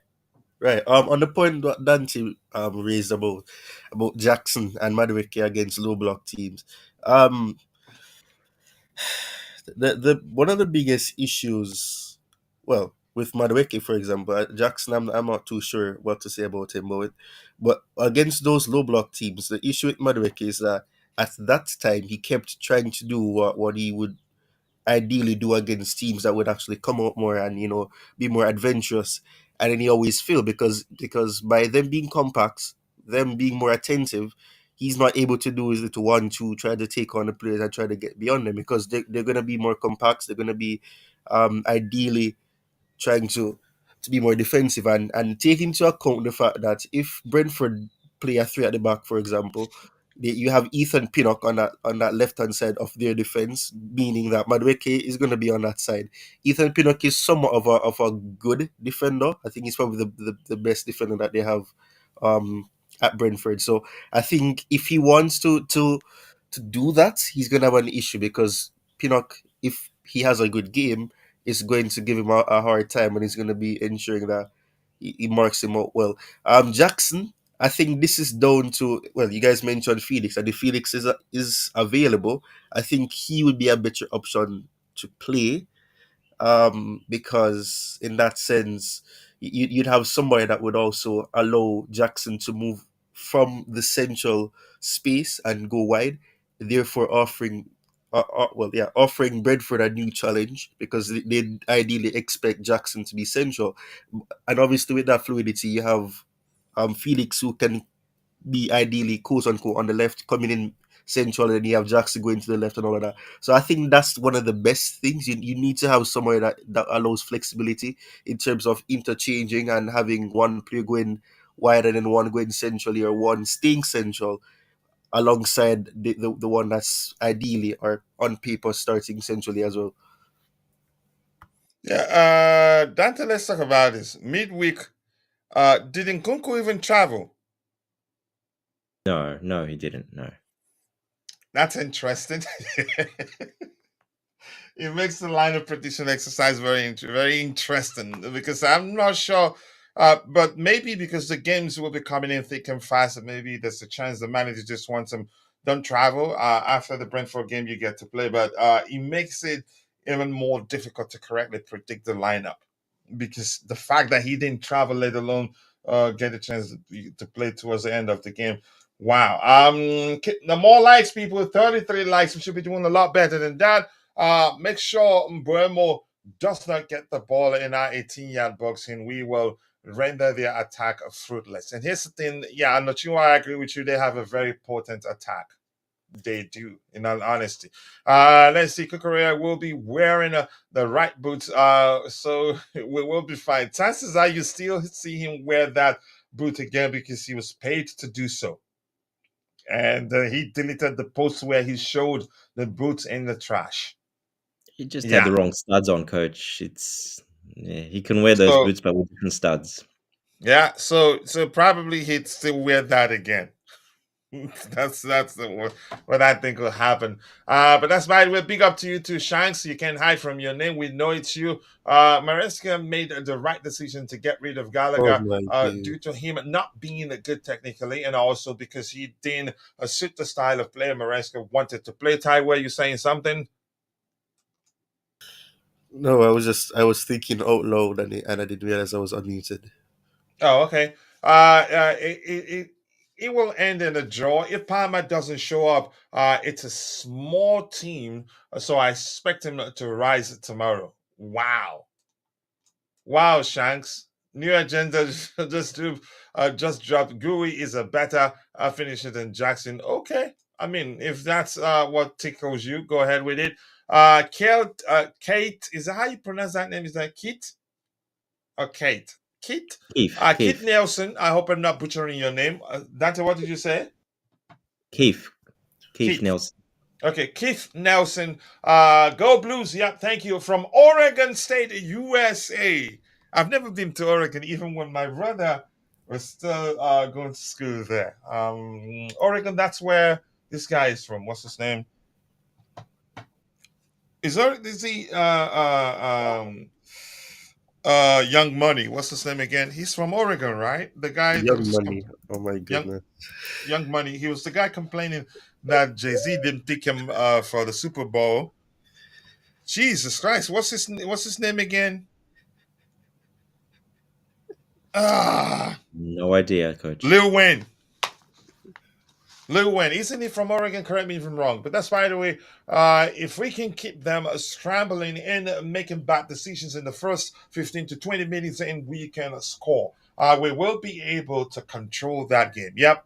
If we score first, we will control the game and we'll win. But if they score first, it's going to be a long day for us. If we score first, then we'll score a lot more. If they score first, I'm not sure whether we'll score a lot more that if we're even able to cancel out the goal discover. But Keith, okay, Dante said Keith. Okay, all right, Keith Nielsen, nice to see you, bro. Welcome to the community. Feel at home, Well, express yourself. All we ask of you just to keep it civil.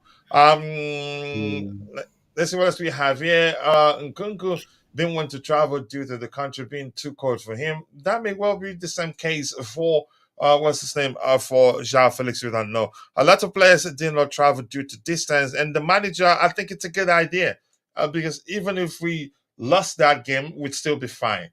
Yeah. Okay. Let's see. Marlon Juice. I'm not sure how to pronounce your last name. He's not a better finisher than Jackson. I think the person that said that made that comment. He knows. Yep. Jackson. The game at home. Gui. Guy missed an easy chance, open goal. Jackson was put that away. I'm guessing that's exactly what you want to say there. I'd like Jackson and Nkunku to start in the same game. Up to the manager. We'll see. Lil Wayne, yeah. Rich Money Makers. Rich Money Makers, I hope you're recovering well, and thank you for joining us. This is Big Up the Legends on the panel. What I am hearing, our coach is playing mind games with the Brentford coach. João Felix, Christopher Nkunku should be okay. Remember, we have ex-set piece coach to give us advice how the Brentford coach sets up his team. Okay, like against us, still recovering. Much love to you, brother. Nice to see you here. That is some points here. We have their we have their ex. Let me just use the term. Let me phrase it the way Richmond America phrased it there on the screen. We have their ex set piece coach. Will that make a difference first? I think it will, Mm, we because know it how was this Brentford plays job and what to they get. do. Go It's ahead. no big secret what Brentford does and how they play. So I don't really think so. No, it's not going to make much of a difference at all, to be honest. But at least you can say it's a mind thing. You know, it's mindset wise. I think probably the belief that yeah, we have their ex set piece coach, that makes a difference. You know, belief is a powerful thing. Yeah, but they have a new piece coach, and they've been doing very well. So Mm. Okay. Okay. That Ty, you want to add to that? Uh, no, literally, There's no crumbs for me to. Gosh, man. Wow. All right. Still needs well. sorry to I stress you out that much, Ty. Yeah, I think during that game he proved that he has a lot more to his game than a lot of people know. Felix and Nkunku was not in our last training video. They may have knocks from the training, possibly. I don't know. Let's see what else we have here. Uh, uh, all right. He's happy that I'm not able to pronounce his name correctly. Keith. Is it the same spelling for Keith Sweat? Sweat, the musician. Oh my goodness. You went It- from Lil Wayne to. No, no, but the name. I'm just saying because I Yeah, know it how is. I've been It is. It is. pronouncing. I think I've It been is. pronouncing that musician's name, Keith Sweat. Yes, it is. Keith Nielsen. Keith. Yeah, Keith. Keith you're really, Nielsen. you're really Much love showing to your you, age, brother. coach. Good looking at everyone. I appreciate you joining us. Katila, I thought you or you're moving to another. Do we have to talk about that from football straight up to talking about where I'm moving and when I'm moving? Jesus Christ, my bast. Take a break. Um, let's see what DJ is saying here. On the patch, the game would have been long for us if we went 1-0 down. On the Maresca, it's different. A ball game, it's a different ball game. As I said, the players' mentality is not to have their heads down, but go and equalize and win. But against, in all honesty, against Brentford, if we concede first, it's going to be a long day. Yep. Ryan stinks. Go away, Kalito. Let me back alone.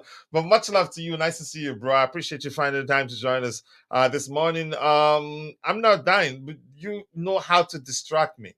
Blue is the color, football is the game. Yep, that song. Thank you for saying that, Keith. Let's see. I hope I don't blow my. just leave me alone. Sancho. My boss needs to stop being freaky, man. He's being too freaky.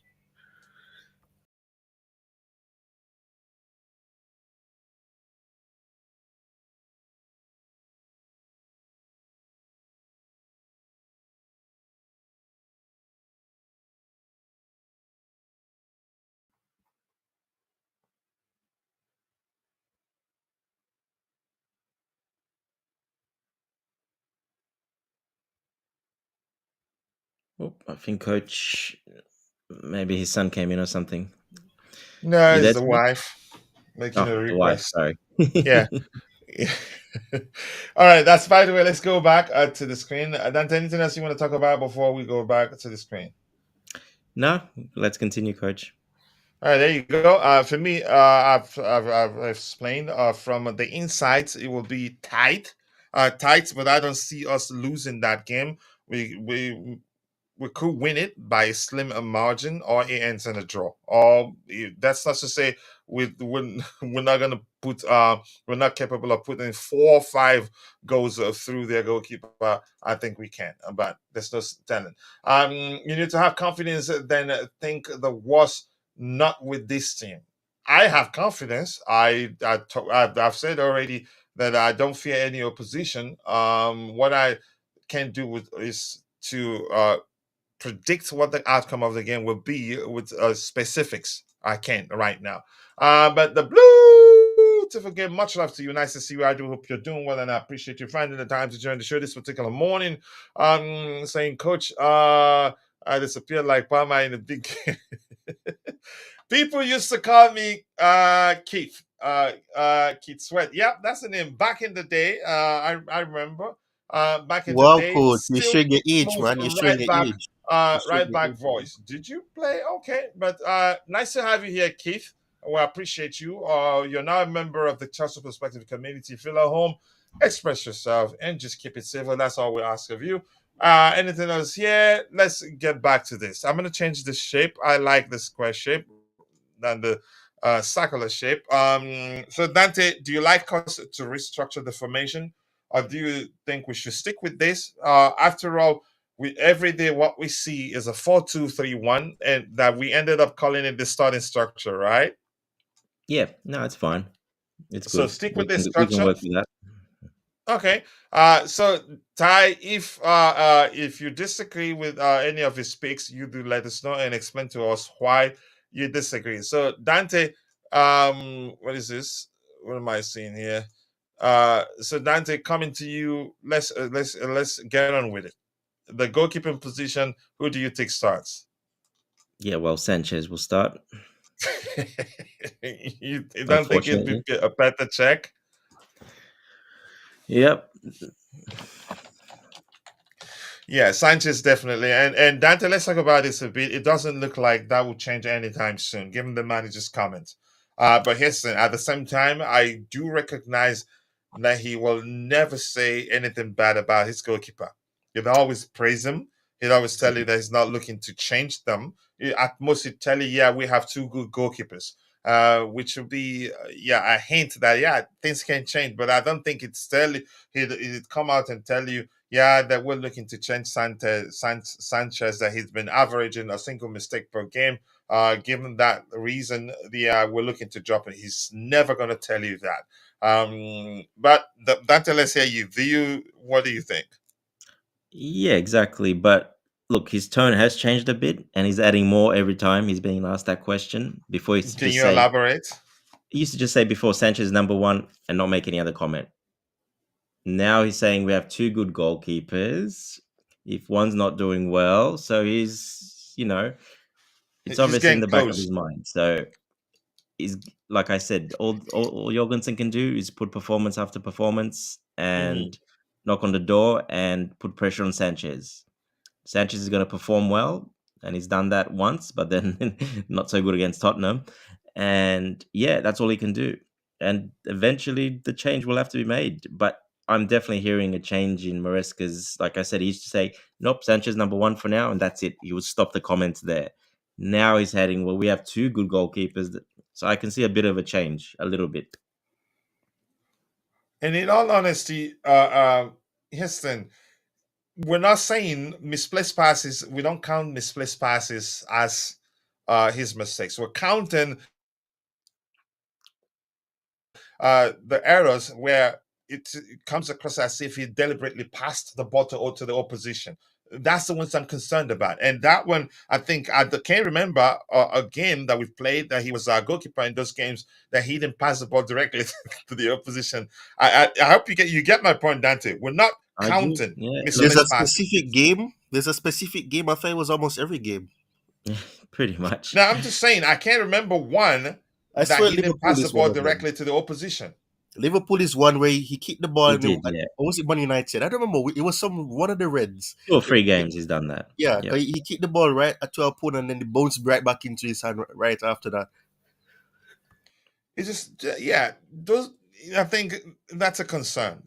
It's too much because that Look, Maresca wants him to play those passes, okay? So he wants him to play some risky passes. The problem is Sanchez is not accurate enough, or he doesn't put enough power behind him, or too slow or too fast, and there's a player already there marking a guy, but he'll still pass it. Maresca wants him to play out that way, but the problem is, yeah, like I said, Sanchez's IQ when it comes to those situations is not the best.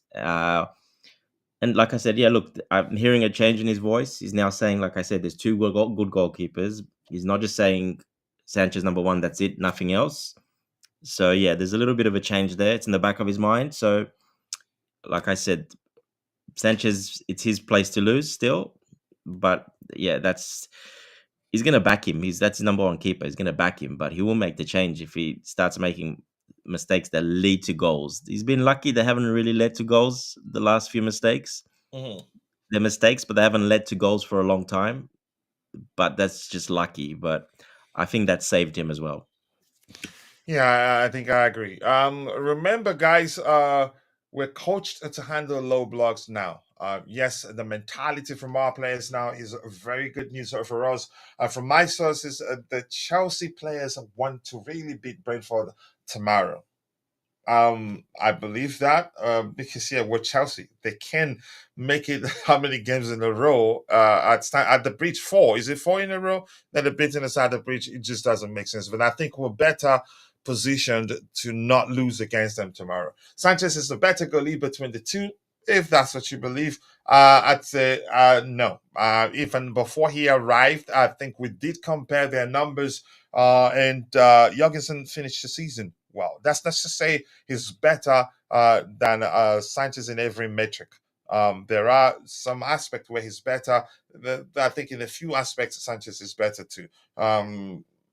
But we get there. I think we'll eventually get there. I don't think we'll sign another goalkeeper. We have Pendas, who also a lot of people have. Because I've heard people talk about him, but I need to see more from him. But from what we're hearing, it looks like he's a good one. So Dante Heston, you know what I usually do? I don't like the panelists to stress themselves a lot. I'm just going to plug in Kukurea here. I've done the research. You don't need to do the research. So I think he starts there.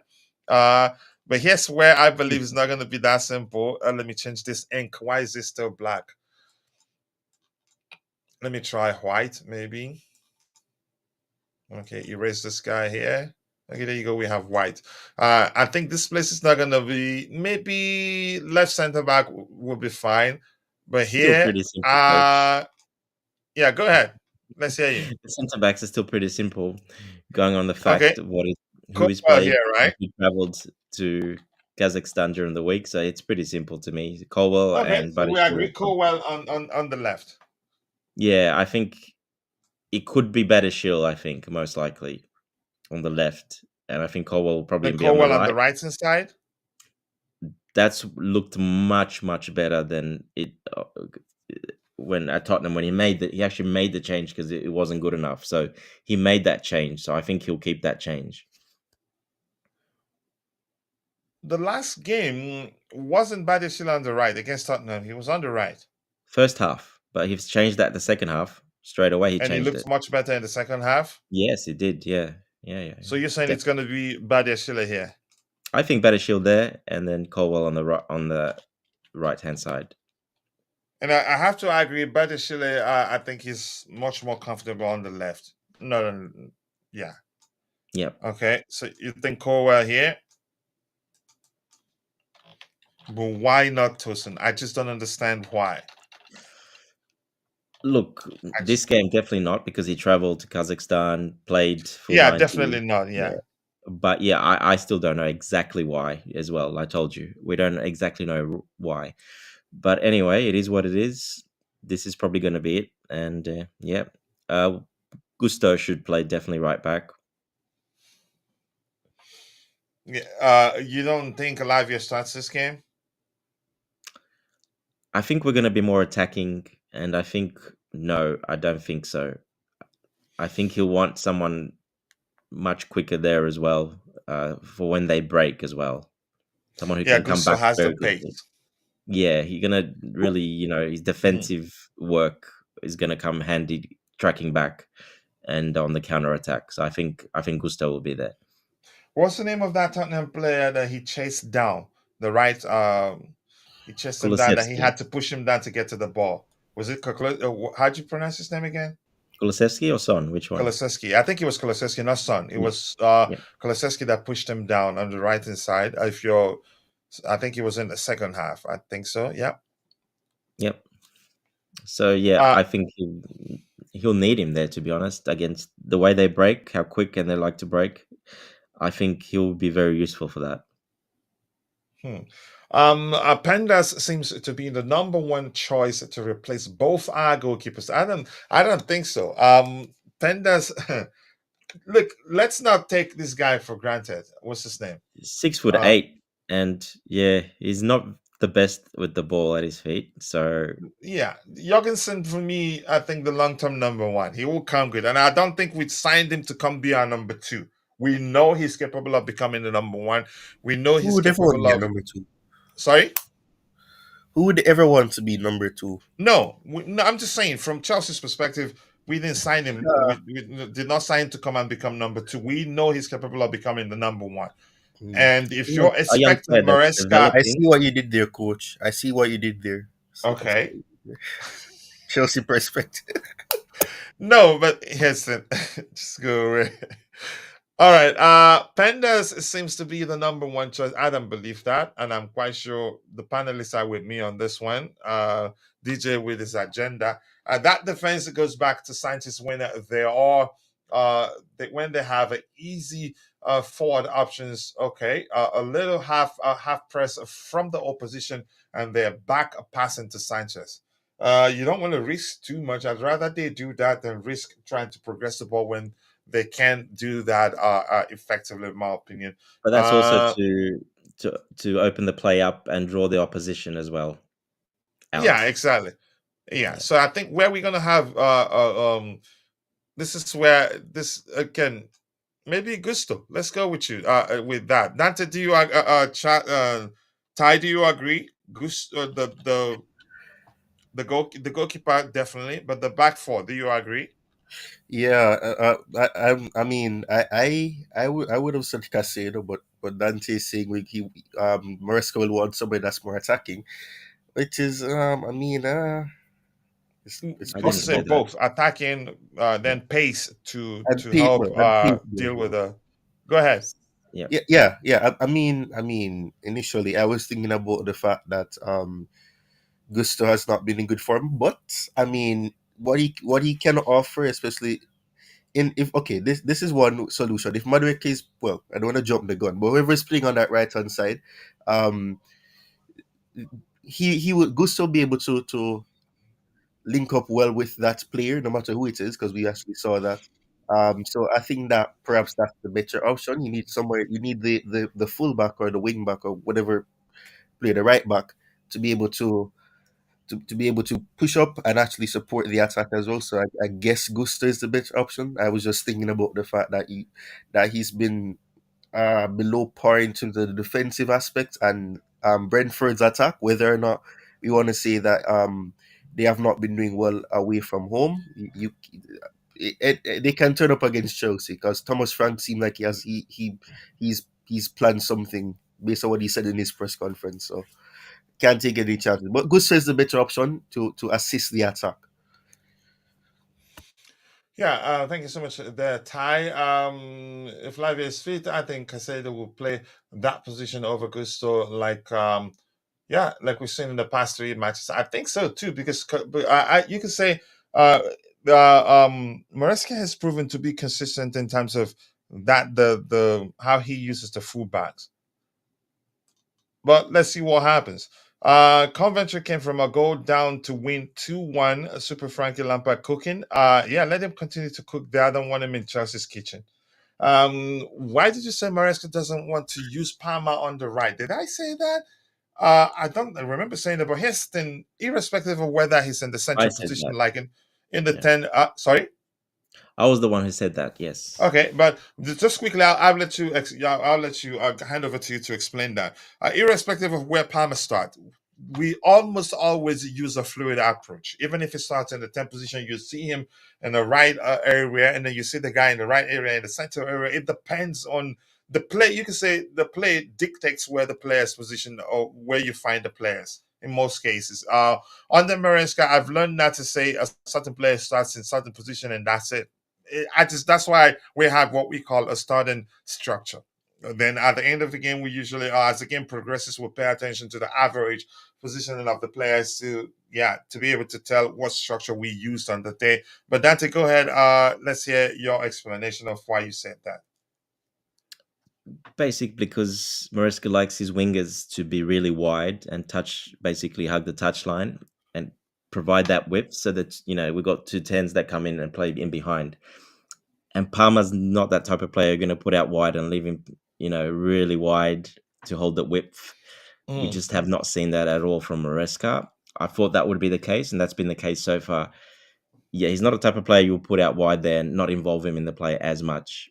So yeah, that's why he's not playing him there. It's you'll be wasting playing him out there. I wouldn't mind him playing out there against low block teams because I think then it's a lot more condensed and he can cut it on the inside.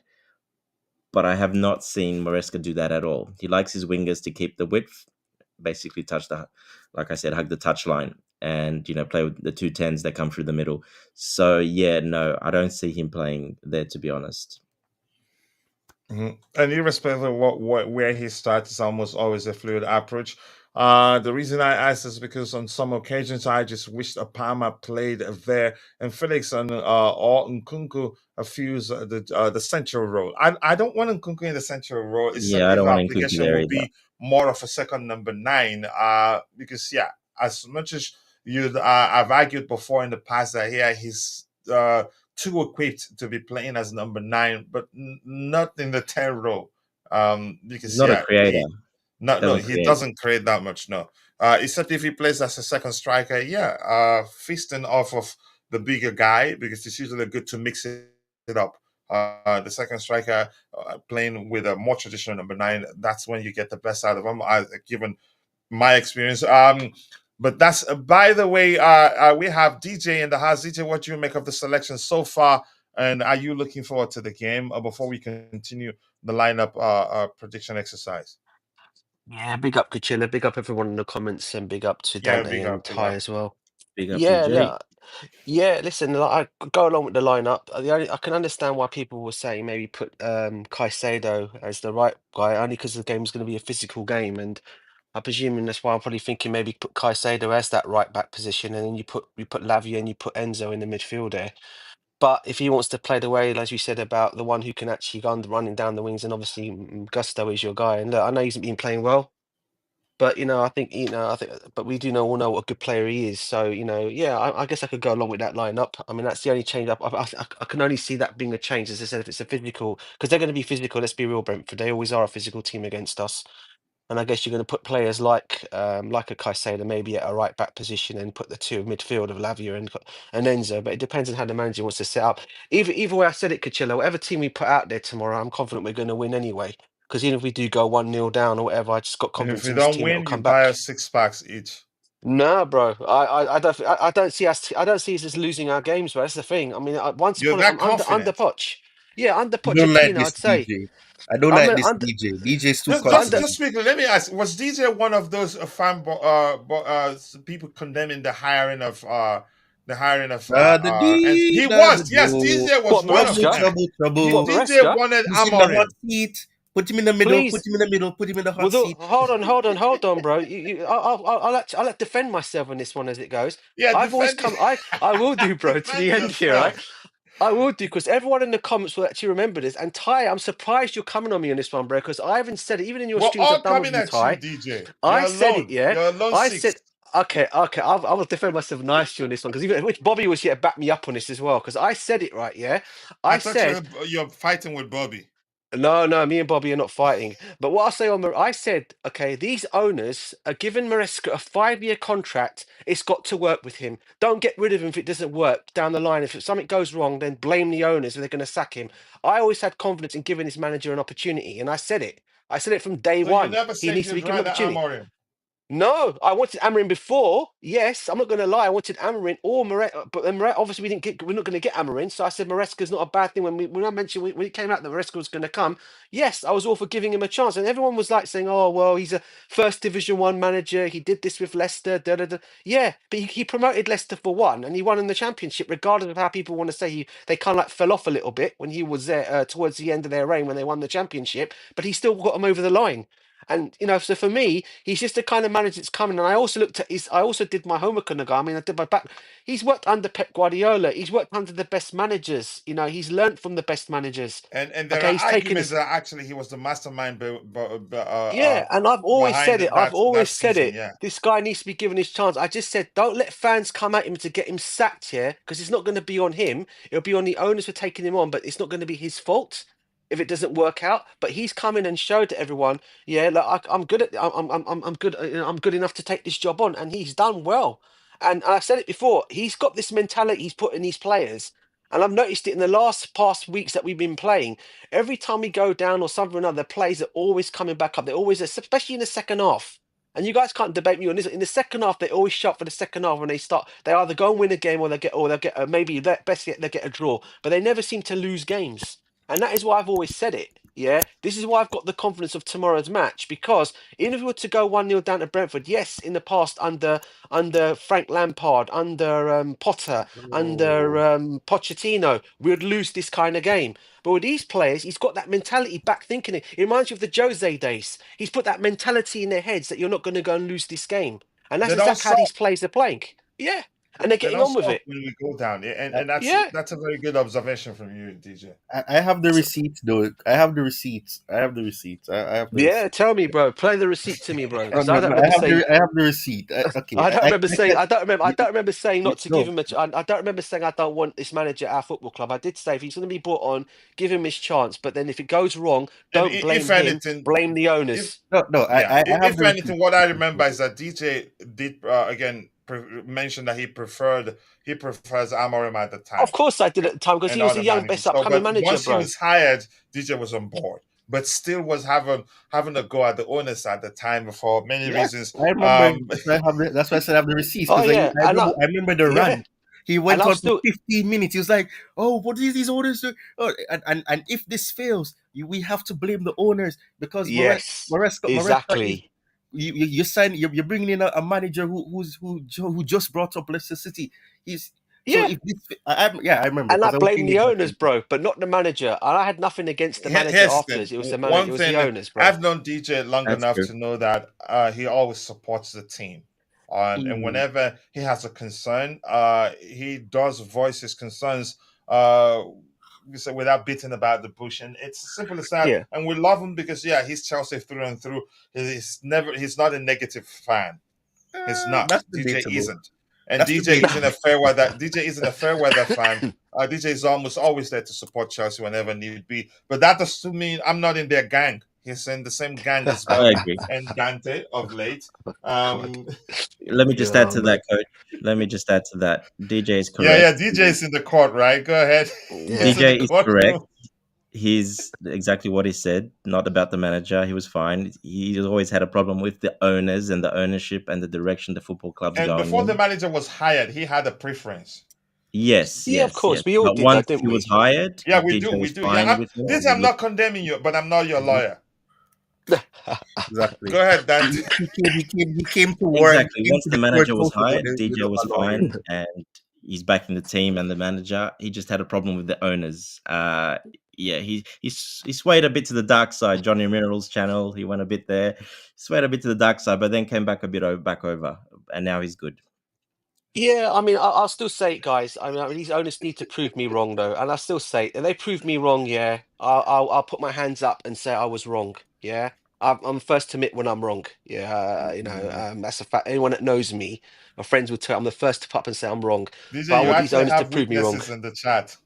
I hope Yeah, you're reading the yeah. chat. Big up to the chat. Big up to every single one of you in the chat. Please smash the like and subscribe, everyone, as always. It's all love. We all know one thing is certain, jokes aside, DJ, again, once that person is on board, whether he was his preferred candidate or not, he supports the person. And that's one thing I like about him, honestly. He's never negative, I have to be honest. The reason I asked, but he loves Chelsea so much that if we lose the game, you don't want to talk to DJ that day. Just let him, give him a day or two before you speak with him. Dante, just quickly here, this is for you. So who would you love to deputize? Palmer in the central role. I think we've had a similar conversation before. Yep. Centrally, João Felix. He has Really, that vision. I know a lot of people see him. You can say it depends on who you are. Some would tell you he's a winger. Some would tell you he's a 10. Some would tell you he's a 9. But that's No. down to him being a very versatile player. But I think he can fulfill that 10 role effectively. He has an excellent vision. Make the run and he'd see you. But Nanti, let's hear you. Yeah, look, Felix, 100%. He's a central player. He's not a wide player. Never has been. He always, even if when he plays left, he'll drift in. He's always drift centrally in behind in that 10 position. So even when he's played as false 9 and stuff, he's always came back into that 10 position. That's his position. And we've seen Maresca utilize that. He's started at left wing, but he's come in next to Palmer as the 2 10s with Palmer, and Cucurella's gone up and Enzo's gone in sometimes in that position as well. So yeah, definitely Felix to play there. No, I would not play Nkunku there. I don't think he's not a creator. He doesn't have uh, that creative sort of flair to him. Felix, Palmer, they can do that role extremely well, but not Nkunku. No, Nkunku, if I play, we'll Yeah, play him up at front. most a second striker, which Yeah, second means striker or up front. Mhm. And for a game like this against a low block, Nkunku would be quite valuable against a low block. Yeah. All right, thank you for that. And Mr. Smooth saying a good day. Coach, good day to you too, Pana. It could be Caicedo Augusto on the right. For me, Caicedo to start because of the physicality of Brentford and change it with Gusto. Because Gusto also can be physical too, but probably because of his build, people don't see that aspect of his game. Let's be real. Nobody thought this championship coach would do well. We all wanted a better coach before a clown like got Houston. You, not you or not. I didn't complain. I did my research, and probably because I watched Leicester City because of Ndidi and Kelechi Iheanacho. No, I did not have any concerns. I I didn't did either. not. Coach, And if anything, what has surprised me is that he's proven that, yeah, he did play a certain way at Leicester City, but he's not bent on playing in that particular way consistently. He's fluid, actually. And he did say something to the effect of maybe he's learned a lot. He's changing. He's progressive. He's not bent on approaching the game in a particular way, which makes it easier for opposition managers to figure out and find a way to ensure that his teams his players aren't effective against his their teams. So yeah, we got ourselves a top level manager, irrespective coach, of what you think of him. And at the time, I think it was like Roger that was arguing that he wasn't the main guy. He was Pep's deputy. And I said, so what? He was there. And I don't think Pep would have him as his second if he doesn't offer anything good enough to help them win something. And see how they've struggled since he left, irrespective of how you see it. So coach. my arguing, he was actually a mastermind behind City's success that year. But go ahead, Ty.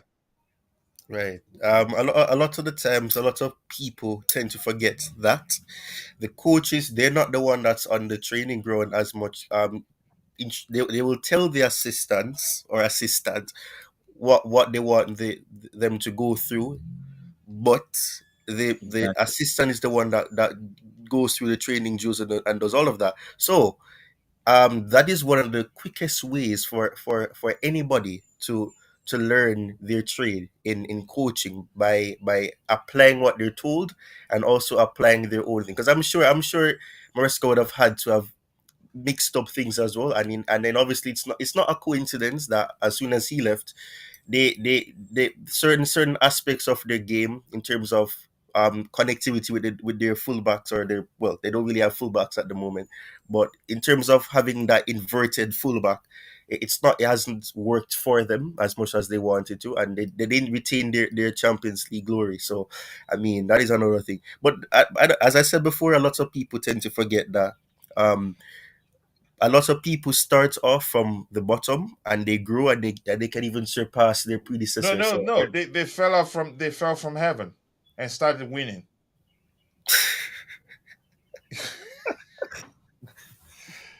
I'm done. I'm done. Go ahead, Ty, please. I'm sorry. But still, that's the thing. I mean, people tend to forget that managers They have to start somewhere. Pep started somewhere. Pep had to learn from someone. Pep had to apply what he saw and add his own take to it and all of that. That's what happened. So I don't know. It's Yeah. that's a Yeah. foolish perception to have, but Yeah. it is what it is. And beautiful game. The witness that DJ called is saying, Coach, I've always found DJ to be balanced and based in his opinions and also press resistance to stop the slander. DJ, your check hasn't cleared, so I'd be Big up. grateful if you Big up the speak beautiful to your. game. Big up to you, brother. Big up, big up. It's in That's the some post, don't love to worry. you, really. Yeah, it Wow. is. Under Nah, pressure, it's, and you he know, just decided, you know what? He has to come and support you. Okay. It's still early, so it can still go down the drain, but the signs are good. Uh, Listen, in the case of Potter, we were winning games at the time. Even when we won five in a row, we were still saying, yeah, those wins, we were lucky. But in this case, you can see you everything. And here's one thing I like the most, something I like in football. The basics, in my opinion, of Maresca's approach is that the aim is to delete the opposition players with every pass. They don't just pass for the sake of it. It's always in between lines, which means the moment the ball is progressed, at least you minus two opposition players or three. In some cases, a lot of them at the same time. And that's as simple as that may sound. That's that's something that's not easy to learn to get a team to play. It's not easy to get a team to play that way in football, and it can be as effective as anything you can think of. Yeah, because mathematically you're always again canceling the opposition and having less and less opposition players to deal with the more you progress the ball, and that's the you can say the basic of his football. But despite the way, I'm gonna go Enzo here. I'm trying to round off as soon as possible because the wife she asked me to help with something, and Dante has not been able to gain proper access to the device he's using. Hopefully, we'll be able to do something about that. And I'm going to say Caicedo here. Does anybody on the panel disagree? No, I think I that's what think it's going to be. yeah, I think no, that's how Wow. it'll be. that's Yeah. about right. Yeah. Oh, okay. And I'm guessing Palmer here. Correct. And here, Jadon Sancho. Wow, he's been our best player in our last two games, in my opinion. What a player he is, and I'm glad the Enzo manager. Fernandez isn't a shout. Sorry. Fernandez is not a shout. As a from no. I've always, for me, he's remember when people were busy saying that, yeah, he shouldn't be starting. He's the reason why we're struggling comparing the games that he played and the ones he didn't play. How we won a lot more in his absence than when he's available or when he's on the pitch for us. I was telling people he actually at the time was one of our best players in this particular season so far. I never gave up on him. Dante, do you? I hope you Yeah, can still I agree. remember when I was telling people, yeah, that he's been our best player since the start of the season, and I can prove that to anybody that argues otherwise. And they No, tried to, you can say, to what do I say, to sweep that under the rug with the argument that yeah, we won a lot when he wasn't on the pitch. But I'm glad I didn't give up on him because yeah, in all honesty, he's been one of our best players since the start of this particular season, irrespective of what happened last season. And then I'm still saying, yeah, he was actually good last season for us. Actually, it's yeah, I get it. It's still early, but let's see. And the Blue Clouds media said, big "House, up nice Blue to see you, Clouds bro. Good Media. morning, Big brothers up, out bruv. there. Hope everyone is doing great. Anybody else with were you saying something, Ty? No, it was That just was me. I was just DJ. agreeing That with was you. DJ. I was agreeing with you, Kachilla. I've always said, Okay. I've always said it. I've come on your platforms as well. And I've said it before. This slander Enzo Fernandez gets, I find it unreal to be honest with you. I really do, and I think everyone It keeps is looking at the real though. price. Everyone keeps on looking at the price tag. Everyone keeps on looking. Oh, he's not the player that he was at Benfica. I said it takes time for a player to come and settle into the Premiership, and everyone looks at the situation with Sebastian Veron a long time ago, another player that we've got so many years back, right? Yeah, who was who we got from Manchester United, who completely flopped at both United and Chelsea. So people were looking at Enzo as another flop. I said he's not going to flop. He just needs to be given the opportunity and the time to do it. And I think he's He shown has it now. actually not been poor. He He's hasn't not been. been He bad. hasn't been. He's done. It's just. I think the managers that were previously couldn't find a place. I don't know, whatever reason it was. Yeah, they couldn't find a place for him or find his best position in the team. And I think we found this with Maresca. He's found a place for him in the team, and he's adapted it very well. And now you're seeing the effect Enzo Fernandez is having on games. And I've said this all along. You just need to give him the right manager with the right coaching skills will come in and make this player be the player that we all know he can be. And I think he's proving it now. Yeah, there's still a long way to go. Yes, he can still go, maybe go for another drought. But I always believe, he's not the only one. Any player can go through that. But he just needs to be given that, fans just need to be patient with him. And he'll prove them wrong. And I think so far he's doing that. And He I has think some. Yeah, go ahead. GA, I Sorry, think I his GA apologize. says it all. His GA for one. I mean, his goal assists, he's scoring goals. I mean, all that, everything. You have to see all that, mate, to see what a player he's turning out to be. And we all know he's had that in his locker all along. But some fans just want to get on his back for whatever reason or another, and I don't know why. Yeah, and Nate thinks it's going to be a bit difficult. I think it will be very difficult, but I don't think we'd lose that game. Whether we'd beat them, I don't know. Whether it ends in a draw, I just can't tell. But if you're watching Nightbot, I don't know, he's quitting us without notice. So just click the three dots underneath Zion's name, and click go to channel, go subscribe. Let's help him grow. Yeah, it will be. It's not going to be easy. Let's just leave it at that. Madueke here. Yep, I think Madueke starts here. Neto is Yeah, suspended. Yeah, go ahead. probably. Dante, go ahead. I would like to see actually Sancho start on that right hand side, and I would actually play Felix on that left hand side. I was going to We say the could same see thing. that tomorrow. Yeah, I think Felix is a pretty big shout for tomorrow.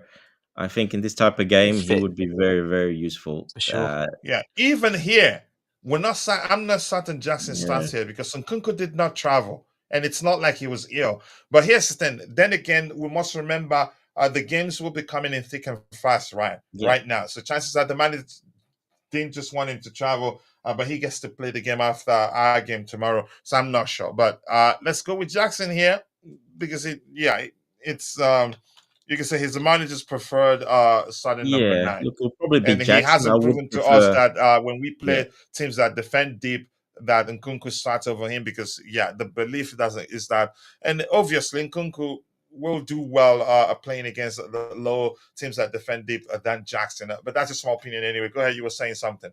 exactly. I would play Nkunku instead of Jackson for this one, just because the way Brentford are set up.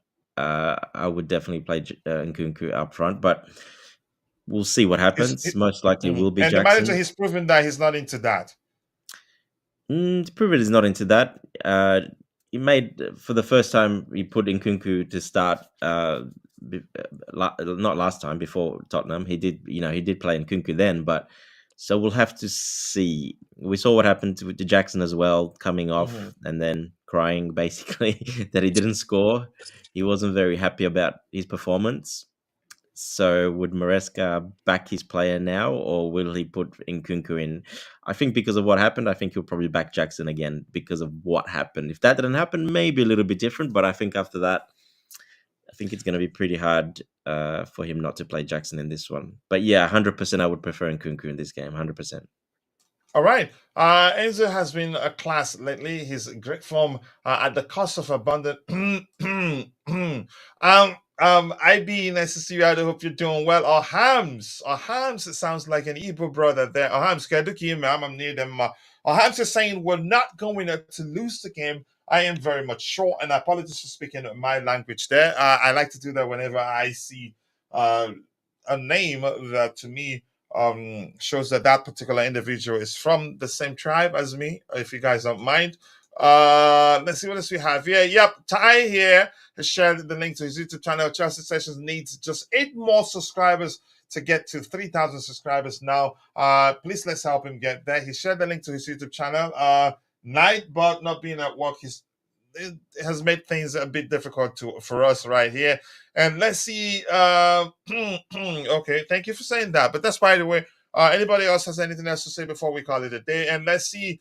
Blue Clouds Media LLC. I agree with DJ. He says, I love Enzo, but people forget how football works. Okay, he's improved and is more technical than before. Enzo has more room to develop, considering that he's young. Yeah, we forgot that. If anything, I think he's been good. If anything, he's adding a lot more to his game. Like the manager made it clear, he's advised him to always arrive in the box, which has led to him getting how many goes into the right now, but at least two. How many in the Premier League? Is it two or three? I think three in the Premier League. That one, the header, Yes, any it's other three. one? Yep, It's three. three. Three in the Premier League. And Yes. is it 3 in 3 consecutive games? Is it? Yes. I can't quite remember. Yes. Yeah. You need to apologize. What? All right. Anything else? Anybody else has anything else? I wanted to read what you have on the screen, but I'm moving on from it. It's not Uh, relevant. there's Yeah. only 50 seconds left, so I'll just say this. And I don't want anybody to hate me, but the verdict is still out on the Argentine for me. Okay. Nobody hates you for that. You're entitled to your opinion. It's Tie simple out. like that. Yeah. DJ, anything else You you want to say see, before I you go see to Dante to round up for Dante us? said tie out. You see, Dante already said tie out. Not even 3 seconds good. DJ, Nah, anything else you want to say? nah, bro. Thanks as always for having me on, and yeah, No, thanks as always for always supporting the community. We appreciate you. Get And those things, the DJ. good thing is that you don't take our debates personal. You know, we're joking, of never, course, a lot of never do, time. bro. Never do, Yeah. never do, mate. Much love, brother. Much love to you both. Dante, you round off. Anything? No, that's yeah. Like I said, it's going to be a little bit of a test against a team like Brentford. So I'm looking to see how we respond to this one and how we play, and if we can tick this one off as well against a team like Brentford, where we've struggled recently, even under Maresca. Yeah, that's another big tick to the team, and hopefully we can get a good, comfortable win. All right, people, thank you so much for finding the time to be part of the conversation. Sincerely do appreciate you all. And thank you to Mabas05. Thank you to Charles Shanks. We know it's you. And thank you for Keith from Oregon. Thank you for joining us. Thank you, Nizion, Blue Clouds Media. And thank you, the Beautiful Gamer, IB, or Hams, all of you. And if I miss your name, apologies. I'm only human. See you guys next time. God bless us all. And cheers. Up the chairs, peace, everyone. Cheers, guys. Take care.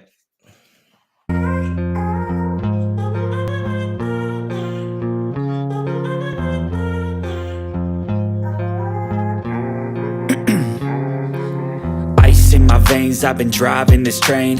Years in this lane, there's no stopping this flame. Cause I came to the game and I changed it to play how I like, rearranged it to my own domain. Yeah, I got what it takes, made lots of mistakes, taking shots, skipping breaks, feeling lost, feeling great, popping off, singing straight, never stopped, never changed. All the squad here to play, and I've got something to say, yeah. I work hard each and every day, I get lost in the words I say. I don't push pause, no, I push play. I won't stop till I make a change. I withdraw on the things I make. I turn flaws into flawless traits. I build tall, never capped in space. I won't stop till I hear him say, oh, la la la la la la.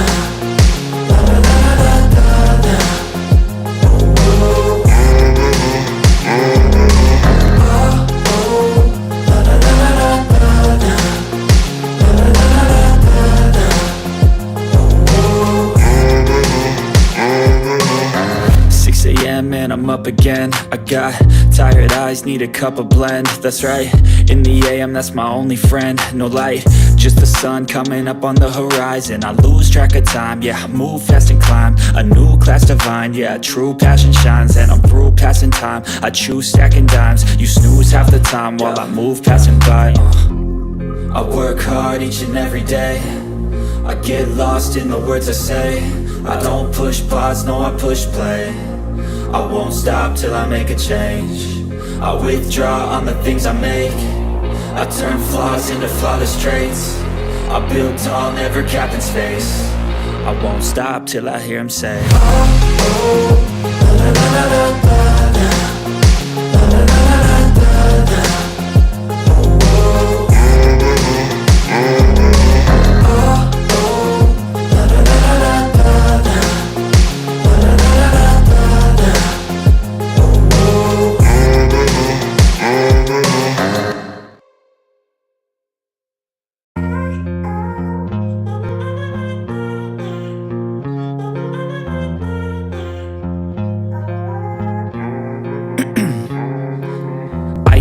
veins, I've been driving this train.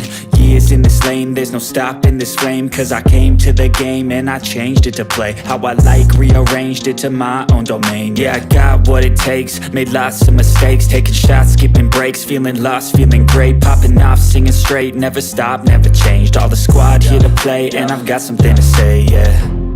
I work hard each and every day, I get lost in the words I say. I don't push pause, no, I push play. I won't stop till I make a change. I withdraw on the things I make. I turn flaws into flawless traits. I build tall, never capped in space. I won't stop till I hear him say, oh, la la la la la la, la la la la la la, oh, oh, la la la la la la, la la la la la la, oh, 6 a.m. and I'm up again. I got tired eyes, need a cup of blend. That's right, in the AM, that's my only friend. No light, just the sun coming up on the horizon. I lose track of time, yeah, I move fast and climb a new class divine, yeah, true passion shines. And I'm through passing time, I choose stacking dimes. You snooze half the time while I move passing by. I work hard each and every day, I get lost in the words I say. I don't push pause, no, I push play. I won't stop till I make a change. I withdraw on the things I make. I turn flaws into flawless traits. I build tall, never capped in space.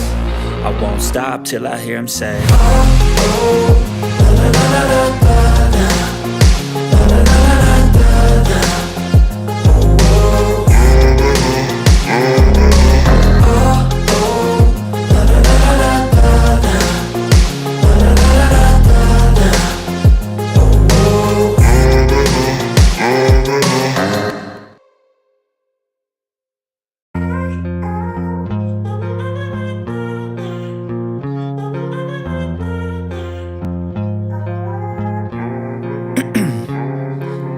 Ice in my veins, I've been driving this train. Years in this lane, there's no stopping this flame. Cause I came to the game and I changed it to play how I like, rearranged it to my own domain. Yeah, I got what it takes, made lots of mistakes, taking shots, skipping breaks, feeling lost, feeling great, popping off, singing straight, never stopped, never changed. All the squad here to play, and I've got something to say, yeah. I work hard each and every day, I get lost in the words I say. I don't push pause, no, I push play. I won't stop till I make a change. I withdraw on the things I make. I turn flaws into flawless traits.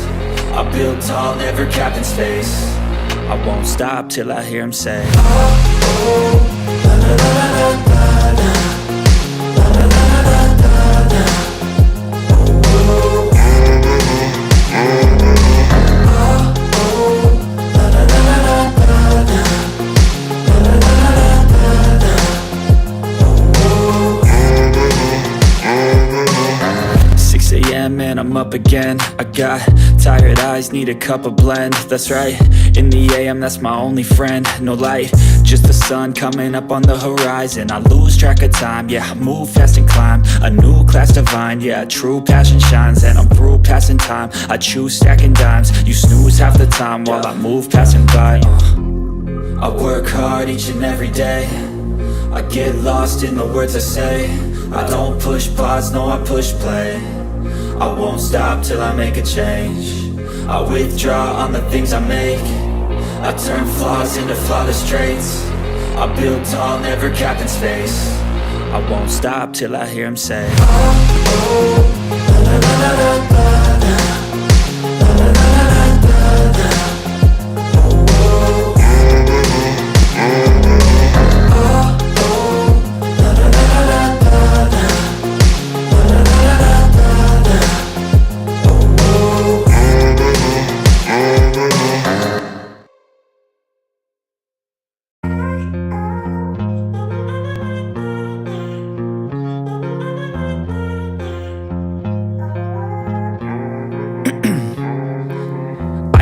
my veins, I've been driving this train. Years in this lane, there's no stopping this flame. Cause I came to the game and I changed it to play how I like, rearranged it to my own domain. Yeah, I got what it takes, made lots of mistakes, taking shots, skipping breaks, feeling lost, feeling great, popping off, singing straight, never stopped, never changed. All the squad here to play, and I've got something to say, yeah. I work hard each and every day, I get lost in the words I say. I don't push pause, no I push play. I won't stop till I make a change. I withdraw on the things I make. I turn flaws into flawless traits. I build tall, never capped in space. I won't stop till I hear him say, oh, oh.